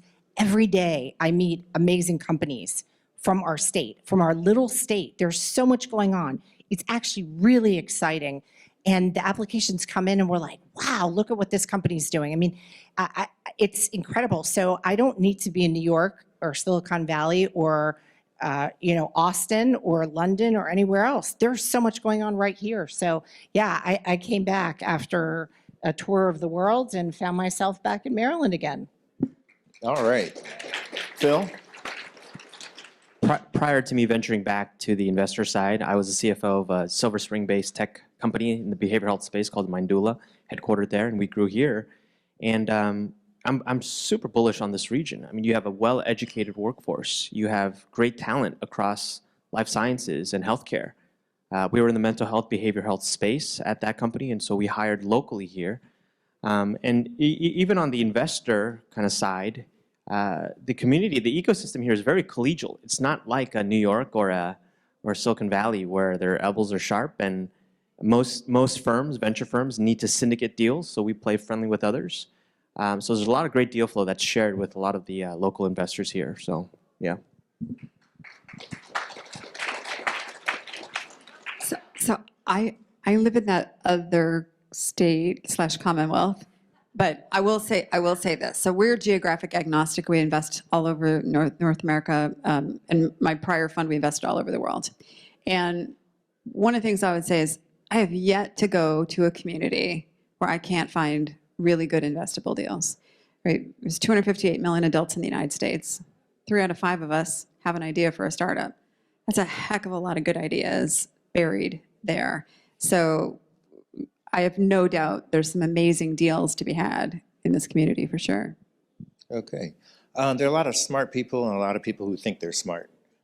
When you look at investments that you're making, you look at the background of the founders. I mean, when you look at Bill Gates and Mark Zuckerberg, they never got their degrees. They seem to have done okay, better than me for sure. How do you think about the background of the startups and the people who are on the team? Well, I'll just start. We don't take degree or education into consideration at all. We're looking more at characteristics and capability set. So we're looking for evidence that there's sort of high capacity entrepreneurial tendencies with this person. So, you know, we're looking for patterns of thought. We're looking for how they're analyzing the market. We're looking for bold vision. We're looking for the combination of vision and execution. So we're really looking more at characteristic than background. And our portfolio, I think, shows the diversity that can come when you don't worry about it. And that, for me, comes from my own personal experience. I grew up in Detroit. My first business was in downtown Detroit. I did not come from a wealthy family. I was the first in my family to go to college. So, and the college I went to, I chose because I missed the application deadline for every other school in the state. So, you know, I'm not the product of like Ivy League. And I believe that really there are great ideas everywhere, particularly people who are closest to the problem they're trying to solve, which oftentimes means an unexpected or non-traditional background. You know, one of the best characteristics to look for is grit. You know, there was a book written about that recently. Amy, I forgot her last name. Anyway, yes, very good. And the point is yeah, it's great if somebody graduated from Ivy League, but you know, that is also just elitist to think that having that education means that they're going to be smarter or better. I mean, 56% of our portfolio is from what we say SETI, so socially and economically disadvantaged individuals, because that covers a broader range, right? It's not just women and people of color. You know, we also want to look at disabled people and veterans. You know, there's a lot to look at. And those people have amazing ideas that need to be funded too. So it is a benefit if somebody has graduated and has multiple degrees, and that's wonderful. You know, they may be an expert in their field, but we don't want to base it on education alone. And actually, I can't even tell you, I rarely even, maybe it might come up in a memo, but really it doesn't, because it's their experience, it's their grit, it's their plan, what they've done in the past, how they're presenting the company to you, who else have they hired. There's all of those things. Management's really, really important. But if we base it on GPA or education, we are going to lose out on tremendous ideas and valuable people. And so, you know, that's why that can't be part of the criteria, I believe, because then it'll just continue the cycle that's been going on that's kept people out. So there's hope for us all. So I'm going to go take my business plan and bring it back and take it off the table. Question, when you look at your portfolios and your history, not where have you lost the most money in a particular deal, but where did you make a big mistake? And what did you learn as a result of making that mistake in terms of your investments? No one wants to admit. Well, I will say this. So I have come, as I've matured, I've come to realize how important management is because but both my mom and dad actually worked at NIH. And so surrounded by biotech and healthcare and all that my whole life. And some ideas are just fantastic. And you're like, wow. But you know what? If it's going to cost, $100 million and it's going to take 20 years to develop, and the management team are geniuses, but they are not business people, it's just not going to work. There are everybody's got ideas, like you said, 3 out of 5 people, but it's how practical can it be delivered? So that's the thing. Management, to me, I've made the mistake of being too excited about an idea, but it's got to be the whole package. You need all those other things in order to work. And I think, that's really important. Yes, you can replace some management, but I think it's not, the idea or the technology, it's by itself isn't enough. I think early stage investing is so interesting in the sense that you don't know which companies in the portfolio are going to be your breakout companies towards the end, by the end of the fund. That's why you have a portfolio approach. And for any typical venture investor, in a portfolio of 10 companies, you expect maybe 5 or 6 of them to go to zero, maybe a handful of them to return 1 or 2x. And it's really the outlier 1 or 2 that's going to return the fund more than cover the losses of the prior other companies in that portfolio. So early on, you just don't know. And so you have to kind of wait for opportunities and companies to mature. But on our team, we talk about there probably are better reasons for a company to go out of business than not. So I'll give you an example. If there was just disagreement at the management level, the co-founders, and they decided to part ways, we would definitely ask ourselves, was there a way to better understand the dynamics of that founding team early on, spending more time with them, taking them out to lunch or dinner, et cetera, outside of just a boardroom setting? There are other times where maybe an entrepreneur had a hypothesis about a market, but the market just did not come to fruition in the time that you expected. I mean, we think that's an okay reason for a company to fail. So there are things like that. If a technology claims to be able to deliver XYZ, and you have a technical advisor run diligence, and they realize it's not as advertised, I mean, that would be a great, something you want to understand early on. So there are good reasons for companies to fail and some not so good reasons, but at the end of the day, VCs are investing in portfolios, and you don't quite know until the companies in the portfolio mature. Which, as an entrepreneur turned investor, was really hard for me to grapple with the realities of, right? So as an entrepreneur, I love all entrepreneurs. I want all entrepreneurs to succeed. I want to be able to invest in all entrepreneurs. And the portfolio dynamics of the VC firm is the opposite of that, right? Acknowledging that if I invest in 10 companies, being okay that some significant proportion of those companies are going to fail, that troubled me as an entrepreneur. So I think that's really hard, particularly for new investors, to grapple with. And then there is the idea euphoria that comes when you're an entrepreneur turned investor, which is, we love ideas. We can see the potential in all of them. And we look through the lens of, if I were the CEO, if I were the founder, here's all the things I could do with it. But we're not. So we have to look at the idea through the lens of this founder.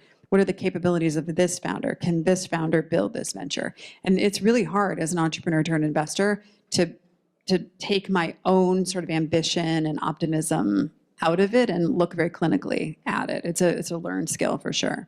Okay. Donna, Phil, Catherine, thanks for sharing your insights.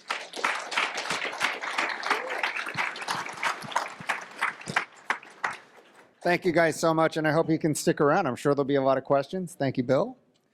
Okay, so we have 9 companies that are presenting, 4 to 4.5 minutes per, and we have the place till 9 o'clock. So when we're done, we'll open up the air wall, and you guys can have a chance to go deeper with our presenters. But to introduce our first 5 presenters, I'd like to bring up Mark Haas, who's the CEO of AEG, the Association for Enterprise Growth. Yeah, thanks, Blair.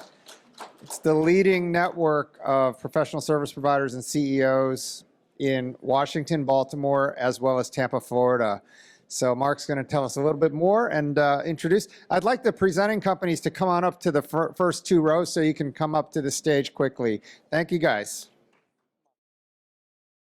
Great. Thanks, Tian. When you know how hard it is to get people that, to find groups of people who you trust enough to help you grow your business. And whether you're the owner of a business where it's lonely at the top, or an elite advisor with very specialized capabilities, that you're just looking for clients who need your skills. I mean, each of us is really looking for a community of true peers with whom we can share values and a desire to help each other in our local economy. So AEG has created, nurtures separate communities of elite business advisors and in a range of different disciplines, and a separate community of CEOs with 20 million or more companies. We're operating in 3 cities right now, DC, Baltimore, and Tampa. If you're one of these groups or want to connect with awesome advisors or CEOs of these growing mid-market companies, please see our table outside or come and talk to me. So I'm really excited about the group of people we have to introduce. Leadership advisor Warren Bennis said, trust is the lubrication that makes the operation of businesses possible. So the lack or loss of trust will slow or kill a business. And this is particularly true for online interactions. So we've all seen every identity verification technology quickly defeated by a new technology.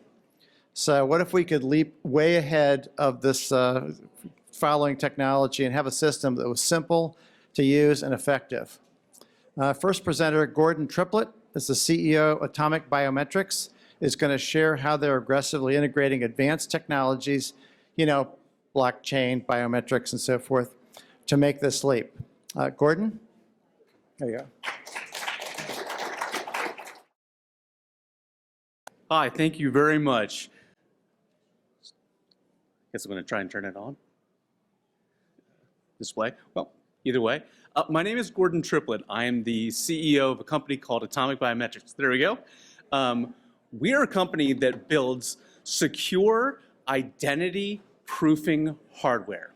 That's incredibly important to create a true, actual proof of personhood that you exist. Our system is designed and is built right here in Maryland. I have my Maryland shirt on. Our goal today is to get your support, to get your help, so that we can defeat identity fraud. It's incredibly important to all of us. Identity fraud impacts 42 million customers. All of us have been affected in some way. 46% of organizations experience economic fraud. We all know of a business or somebody that's been defrauded in some way. Today's digital IDs don't work. What's happening now needs to be changed.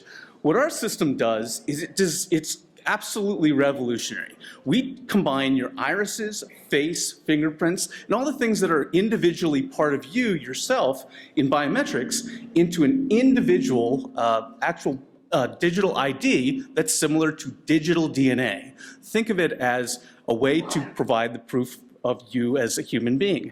You can proof yourself with our hardware once every 10 years, and then verify yourself from software anytime you like.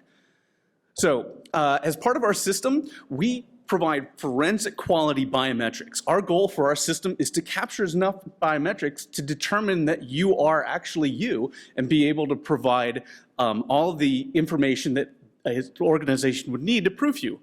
It's all backed by blockchain technology, where we put our system and store the information to provide a verifiable and immutable proof that you exist. So our system starts with a zero trust and verifies your liveness as well. So really quick, just to give you a quick comparison of us compared to other folks, there's a lot of folks like Clear, Jumio, ID.me, great companies. Where Atomic Biometrics fits in is we are actually a ruggedized kiosk system that can go out to the masses. Our systems have been deployed in Latin America, in Colombia, in Chile, now in Panama, where we've had customers as diverse as large industrial groups, large transportation agencies that have been able to see and approach our kiosks in a way that our competitors have not been able to do. They create systems which are great, but work in an airport or are just long enough or just strong enough to be able to handle a regular commercial environment. They're not designed to handle the ruggedness of a location like Bogota, Colombia. So why invest in us? One of the things that we're looking at that we've had is these customers who have tested out and tried out our system have come back to us, and they provided us letters of intent that say they want to go from beyond the pilot to introduce their systems to secure their clients, to secure their individuals, and pair what they have, the biometrics, together with their individual data sets. We're in a rapidly growing market. Our system is innovative, and we're led by experienced leaders and advisors. I'll stumble a little bit about talking about myself, but I've done this for a while. So anyway, so we've got great growth potential, and we really want to see and talk to you. We want to hear from you. We want you to come by our booth. We are right in the back next to the bar, so if you're going to get a drink, come over and talk to us. So thank you very much. Really appreciate it.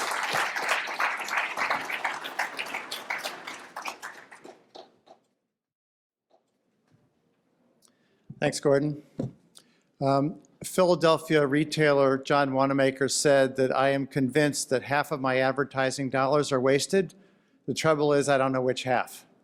So we've got hundreds of digital advertising platforms that are created, and more are created each day.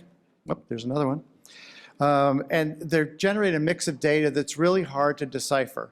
So wouldn't it be powerful and profitable to be able to see the big picture from all your sources of disparate digital advertising data? So Abdin Bergari, founder and CEO of Blueprint, and my friend, don't hold that against him, will tell you about his algorithm that will allow you to test and measure performance to optimize your media buying habits. Abdin?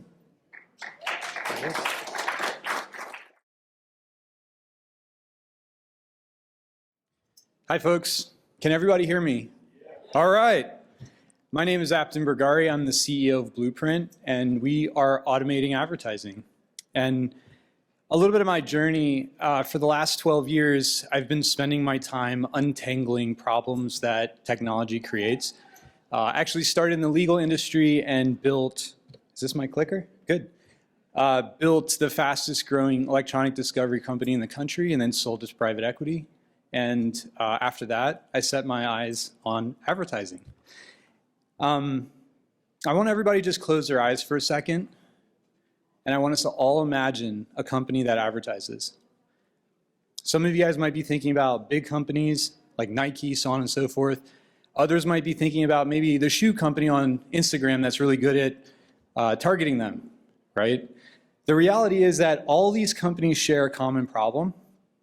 And in the last few years, as I built an agency in this industry, I saw this problem firsthand. The problem starts with the fact that platforms are siloing the data and holding it hostage. The platforms individually have their own languages, so the data is unstructured. And what this is leading to is marketers that can't focus on strategy or creative. And that fundamental problem leads them to spend a lot of time and money trying to solve their way to understand what's going on. Our technology solves this problem. It allows the marketer to focus on the thing that's important to them. As they develop their strategy, as they present their creatives out on the platforms, our technology automatically standardizes it, it measures it, it models it, and using machine learning, it identifies the opportunities to enhance their programs and their campaigns, and it feeds that back to them in real time so they can start to make adjustments to their strategy that then they cycle back through the process with. Obviously, this is a very big market. It represents about 1% of the global GDP, which is roughly $700 billion. So there's a ton of people trying to solve it, right? But there's three core problems that the current environment has not solved for. The first is that the platforms themselves are focused on themselves. The Google networks and the Facebook networks don't talk to each other. The second is companies that are trying to solve this problem are very focused on industries. The third and the most important one is the process of implementation of this sort of technology. A lot of you guys know Salesforce, you know Power BI, Tableau, Datorama. These products take an incredible amount of resource to implement, and at the end of the day, they're not super accurate. Our technology addresses all three problems.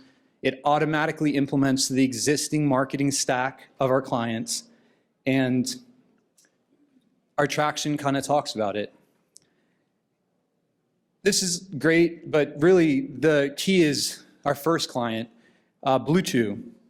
They started working with us 18 months ago, and they were spending $30 million a year on advertising, and using our recommendation engine and our suggestions, they've grown their advertising incredibly, and every dollar they now spend is more profitable than the last. This is our small but mighty team of developers and other folks. You might notice Jonathan Cogley down there sold his company. He's a local guy, sold his company for $1.4 billion. He's one of our advisors and investors. And what we're looking for here today is to fill out our $1 million seed round. About half of this is already called for, so there's about $500,000 of room left. We opened it in March. We're planning to close it in September. And the purpose of the money is to drive our first marketing campaign, which we took a piece of our technology and we're going to offer it out to the world so they can get a quick advertising effectiveness report, like a health check of what they're currently doing, and we'll use that for our lead engine. I actually want to take 1 second and just say thank you to Tien, because Tien has not only been a great friend of me, but he's introduced me and invited me into this great community, and there's so many people in this room that are helping me, and we're going to crush it for you guys. So thank you so much. Thanks, Captain. So Mark Twain once said that it's not what we know or don't know that's the problem, it's what we know that just ain't so. So in medicine, time is of the essence. Yet too many medical interventions are competently implemented based on incomplete or incorrect information. That's a prime example of what we know that just ain't so. So what if we could accelerate testing to more accurately diagnose and execute needed intervention? Our next presenter, Sheldon Goldstein, CEO of Coagulation Sciences, is going to share the exciting system to support superior and more timely decisions about blood transfusions. Sheldon?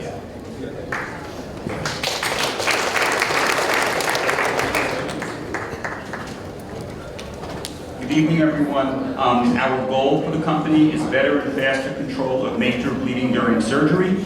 This is the existing 18-channel instrument, which has been used in a pilot study at the Mayo Clinic.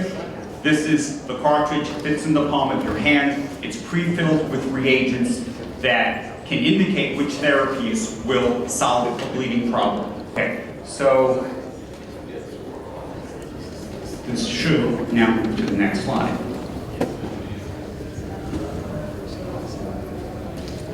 Okay, so our goal is to revolutionize care of bleeding during major surgery. We know that there are numerous complications of blood transfusions. The existing paradigm is test the blood, something's abnormal, and then there's a knee-jerk or empiric decision by a doctor to give a treatment. Those tests that are used mostly were developed in the 1940s and 1950s, or modifications of them are still being used. And often doctors do not know what to give.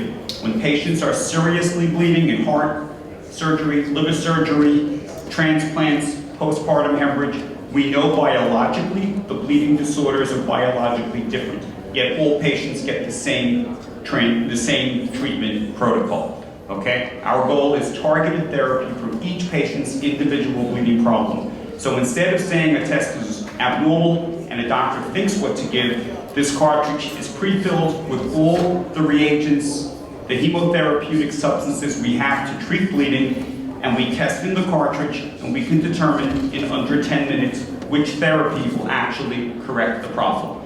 And this is a high margin consumable. The cartridge generates about 90% of profits for the company. We want to replace the top of the slide, send tests to a lab, and wait 1 to 2 hours, sometimes 3 hours for a test result. We want to replace that with point-of-care testing with results in about 10 minutes. We know that if you decrease unnecessary transfusion, you prevent this list of complications that blood transfusion costs on top of the screen. The bottom, there are hundreds of studies showing that people who get transfusion do worse. I only show one study because the study had over 1 million patients. And it's not that sicker patients are the ones getting the blood. These are matched controls. Very carefully matched controls, and they show that the people who get blood, as compared to the ones who don't, longer hospital stay, their risk of an infection is twice as great, their risk of death is 70% greater. They're not getting infections from the blood. Direct transmission from blood is now very rare. When blood is clean, it damages the immune system and makes the patient susceptible to infections. Testimonials, Aryeh Shander was labeled a hero in medicine by Time magazine, arguably the biggest expert in the world. By testing multiple therapies in advance, only the therapies proven to correct clotting will be given. Bruce Spiess received over $11 million from the government to study transfusion in trauma injuries. This will tell us exactly what's needed.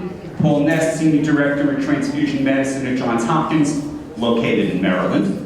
We would have great interest using the device at Hopkins, and I believe other hospitals and transfusion directors would share my enthusiasm. This is a photo of an actual result. We created an abnormal sample.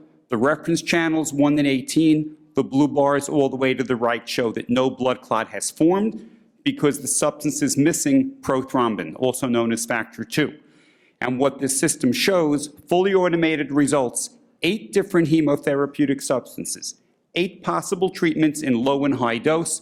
Everything in green is a potential treatment. On the left, this is a decision tree that is recommended in the literature.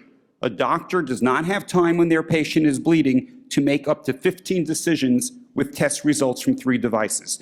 Instead, with us, 1 tube of blood into the cartridge, everything is automated. Whatever is in green is a treatment. Our scientific advisors are leading people in the world. Maureen Hoffman and Candice Marchant are absolutely world famous in this area. Our own team and advisors are excellent people. We are now in a round 4 of investment. We've raised $5.8 million to date. We have raised $825 in this round. We're seeking an additional $2.2 million. The pre-money valuation is $20.1. Investments of $500,000 and more will get 50% warrant coverage, and less than that will get 25%. $1 million supports us through a Series A, and we have highly regarded bankers willing to lead us through a Series A. And there are multiple potential acquirers that are listed here. Unfortunately, I need to catch a flight and won't be here much, but there are flyers and a Calendly link that the company has. Okay, message received. Don't get a transfusion. The quote that adventure waits when we travel is one implies that seamless coordination and communication makes moving as a group fundamentally more enjoyable and productive. We all know how challenging it is to plan and coordinate schedules and communicate activities even on a family vacation where we know and like each other. Imagine how much harder it is traveling with a diverse group of people. What if there's a way to move groups better, simpler, and more organized? Dr. Jen Fry, founder and CEO of Cordal, is going to tell us how they've created a group movement platform to make that possible. Jen?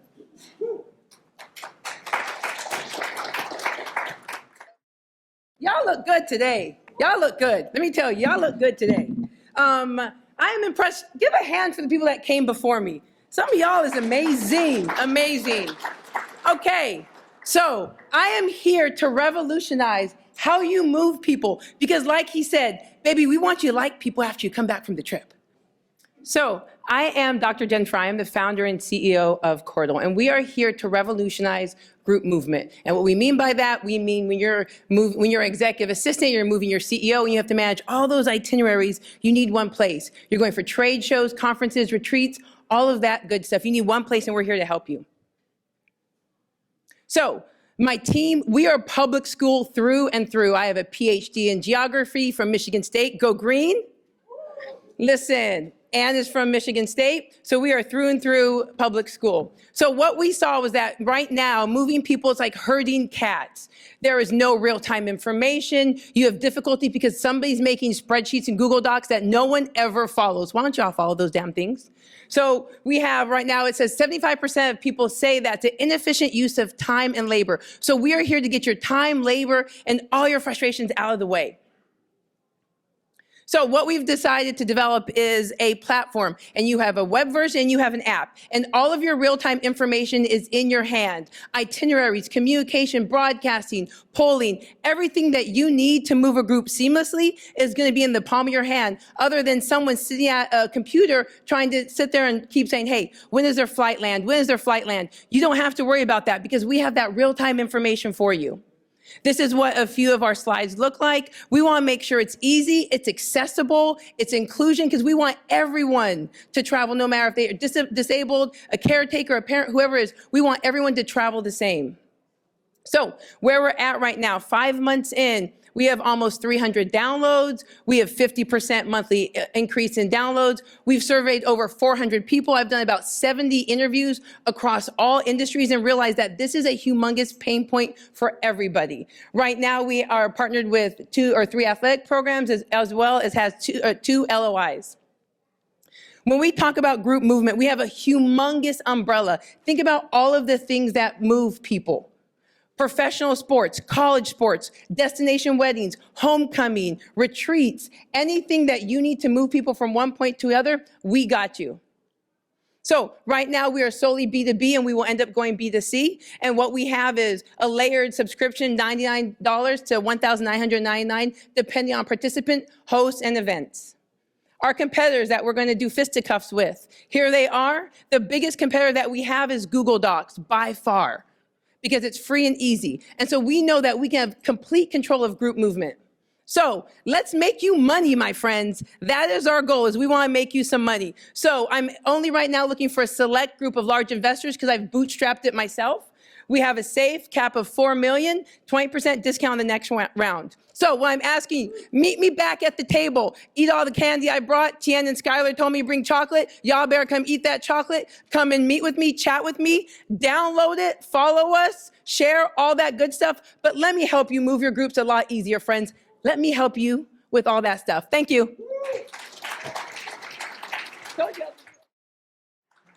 I'll never stand still again. Science fiction writer Arthur Clarke said that any technology that's sufficiently advanced is indistinguishable from magic. So like our third presenter, Sheldon, thank you.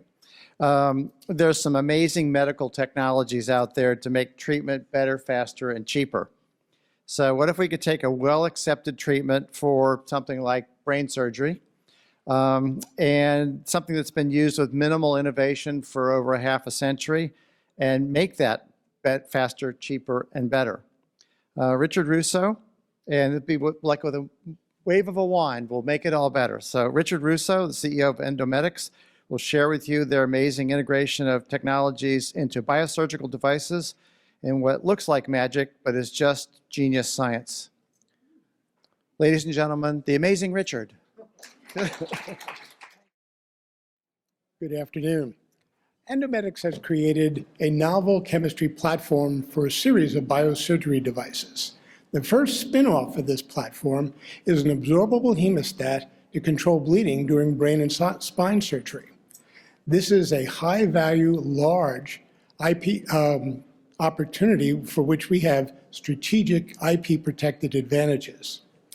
And the M&A activity and the valuations in this sector are very high. Bleeding control in brain surgery is really, and spine surgery is really important. Failure to do so can be fatal. The doctors, unfortunately, are using the same technology first introduced in 1945. These devices are slow-acting. They dangerously swell in use. They require compression or pressure, which is not great for nerves. And they're opaque, so doctors really can't see what's going on underneath the device. Plexiclot absorbable hemostat is a handheld device that delivers a spray of polysaccharide solutions that form a device in situ, right on top of the bleed. These are engineered and dynamic hydrogel devices. Patented mechanisms of action produce hemostasis in about 20 seconds, which is 30 times faster than the standard of care at the moment, and it does so without manual compression. Importantly, this doesn't swell, it gently shrinks, and it's transparent. And we're going to see it in action at a pig liver model. This is the model required by FDA to evaluate absorbable hemostats because it's highly predictive of performance in humans. In this case, the Plexiclot is sprayed on without any manual application. It's transparent, it's adherent, it's very fast acting. The bleeding starts to form a clot almost immediately, as you can see here, through multifunctions. And in this case, it's finished in 15 seconds, though in the trials, it was 20 seconds average.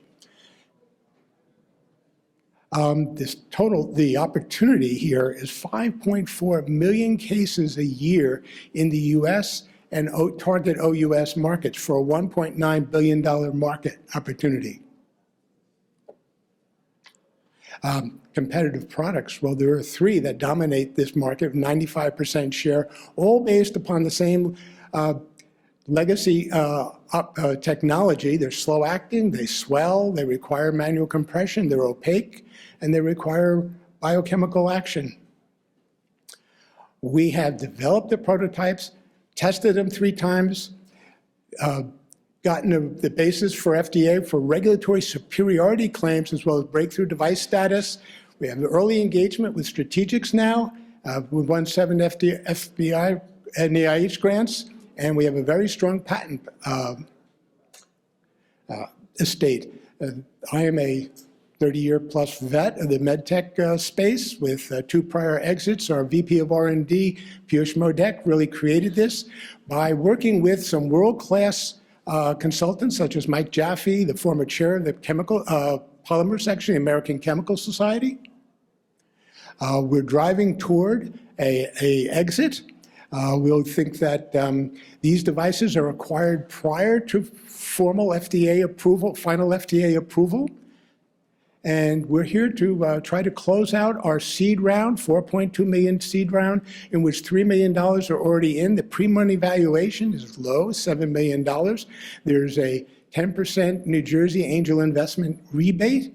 And I'm the largest cash investor, and I'm going to ask you to join me.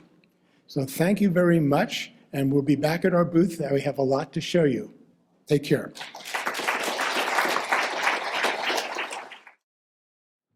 Thank you, Richard. I'd like to bring up Sarah Clasper. Sarah's an associate with the law firm of Next, powered by Shulman Rogers. I'd like to introduce you guys to Anthony Millen. Where's Anthony? Right there. Anthony's the founder and chair of Next, powered by Shulman Rogers, and what they've done is nothing short of revolutionary, and congratulations. They basically offer fixed price legal services so that startups and early stage companies can manage their costs. And as you know, legal costs are not inexpensive in this world. So Next is also, because they're so revolutionary, they've already won several awards by some of the major legal publications, and it's just unbelievable what you guys have done. So congratulations, and Sarah, welcome, and thanks for your sponsorship.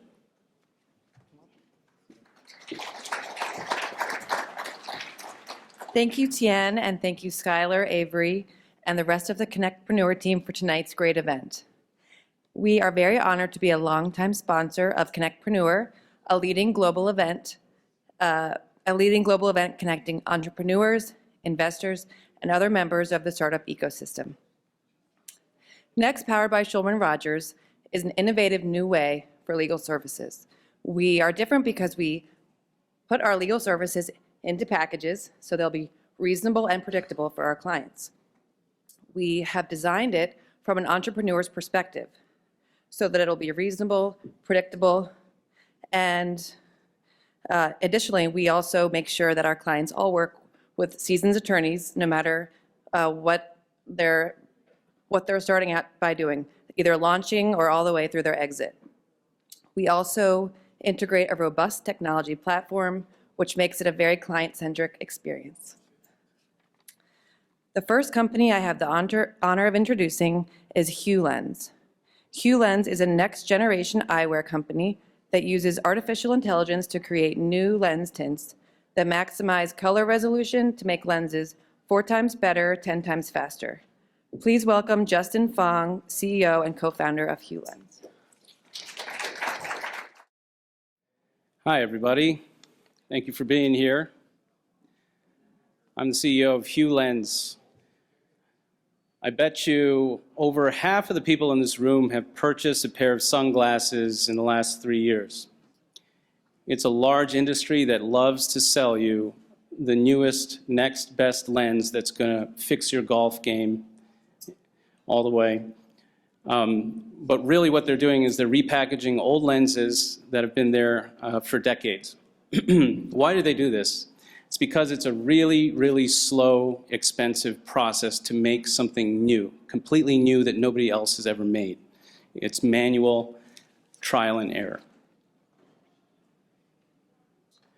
What my company does is we use AI to invent lens tints. And what it does is it's able to make a completely unique lens, test it out, and then repeat the process tens of millions of times. And then it says, here is the best one for your particular use case, your particular wants.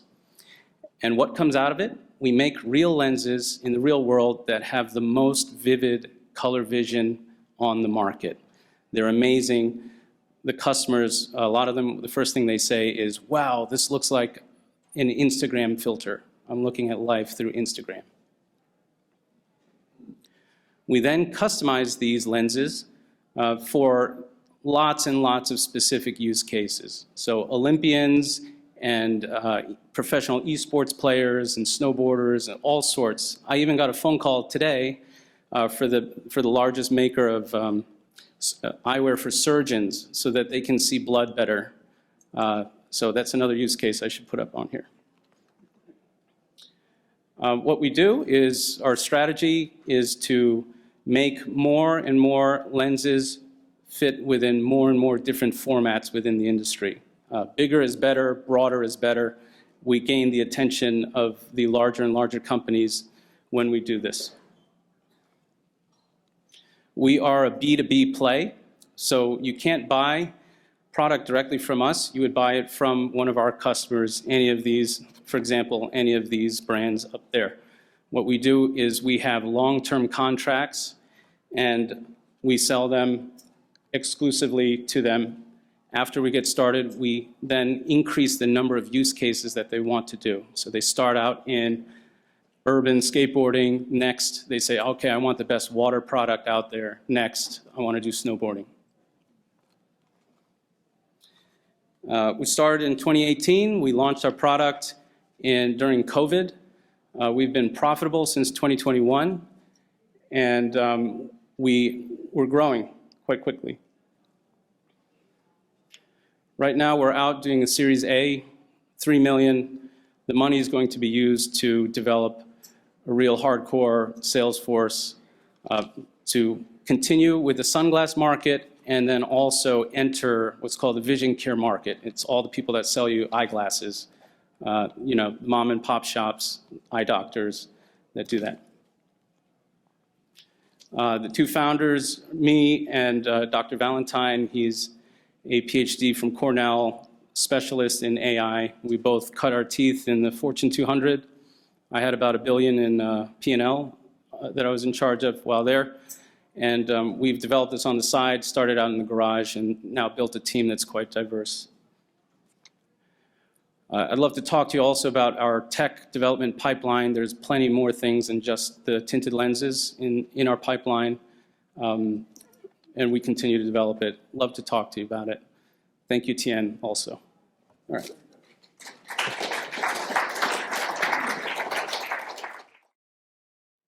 The next company that I have the honor of introducing is a Schulman Rogers client, NanoBioFab. NanoBioFab is transforming infectious disease diagnostics by providing real-time on-site detection of infectious diseases. NanoFab's solution, which integrates patented nanosensor technology with AI, functions as a smoke detector for infectious disease diagnosis. Please welcome CEO Xiao Now.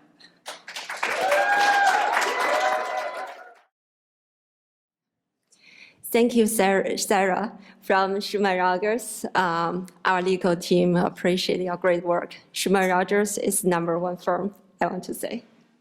So, good evening, everyone. I'm thrilled to be here representing Nano Biofab. So, where we are revolutionizing in the field of pathogen diagnosis by developing a cutting-edge AI-driven smart nanosensors.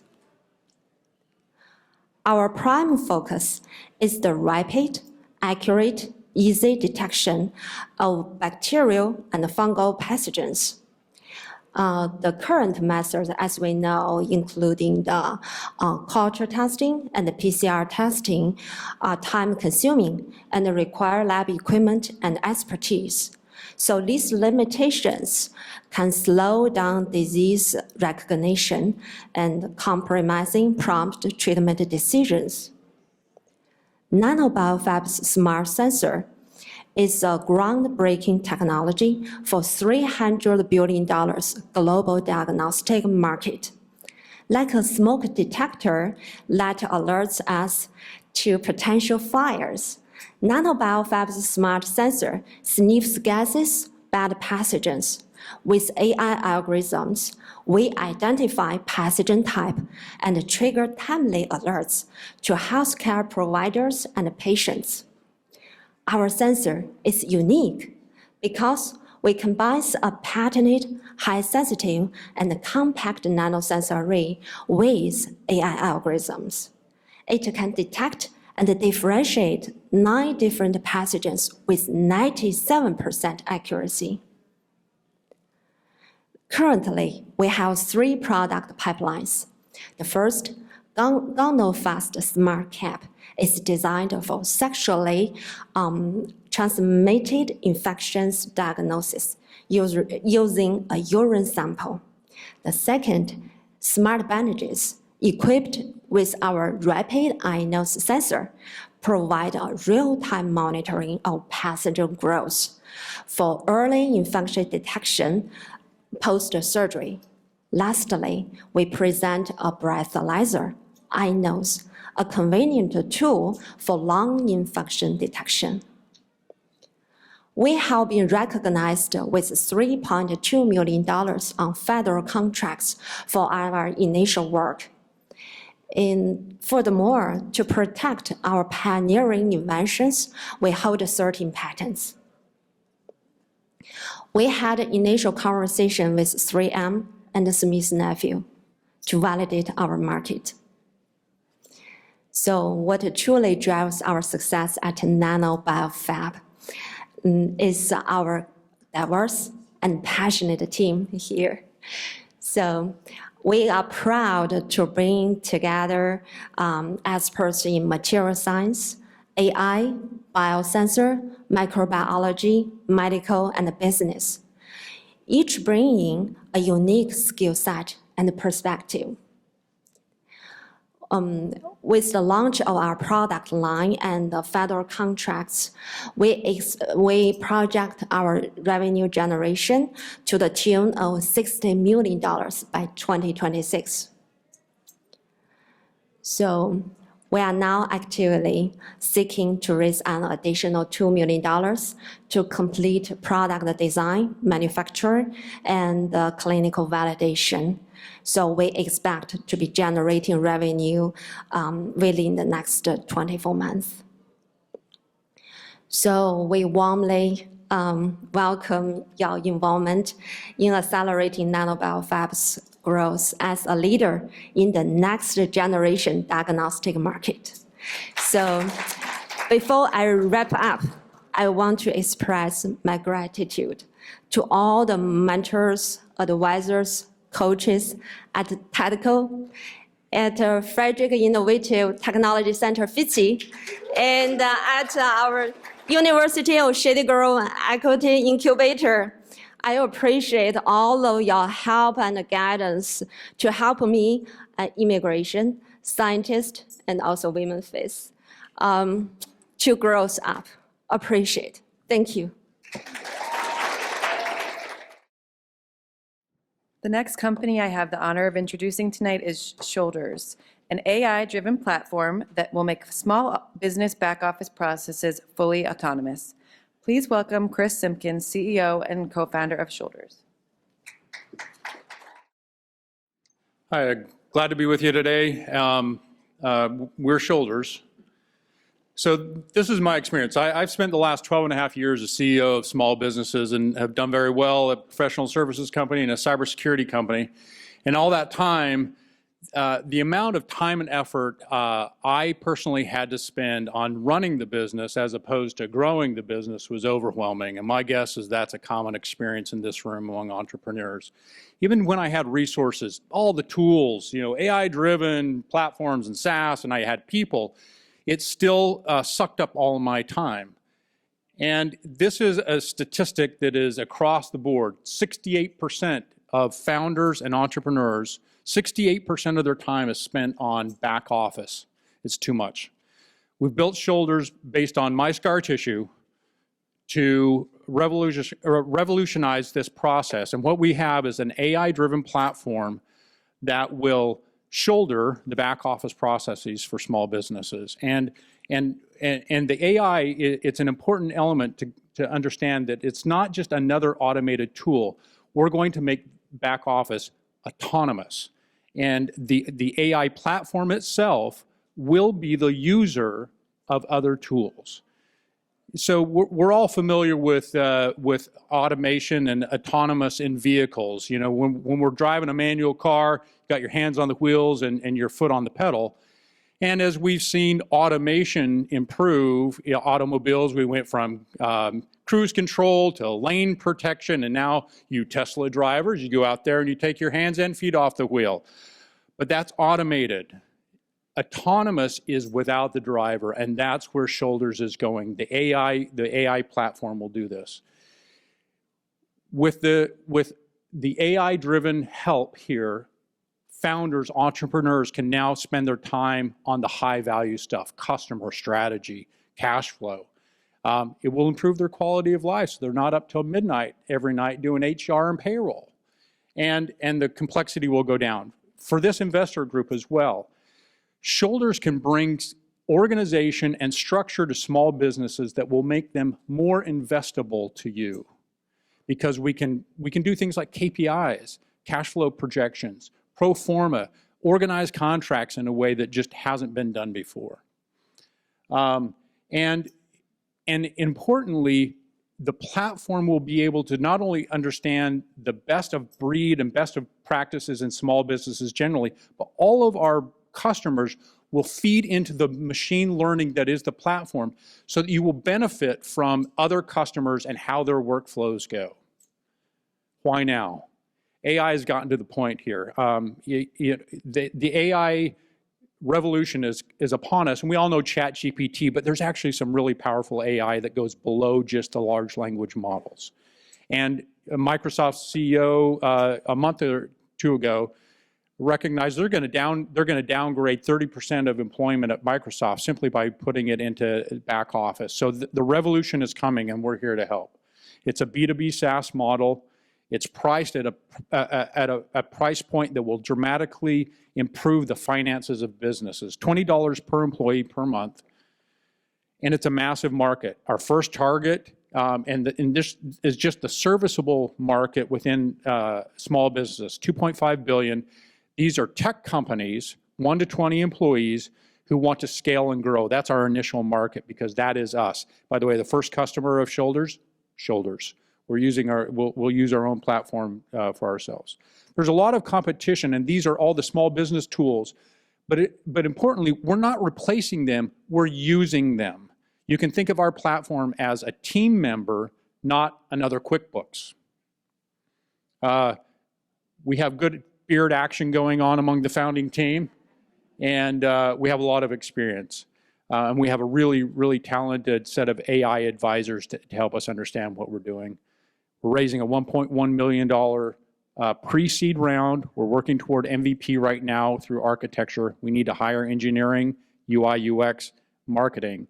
And we have some very clear milestones. So please come see us in the back.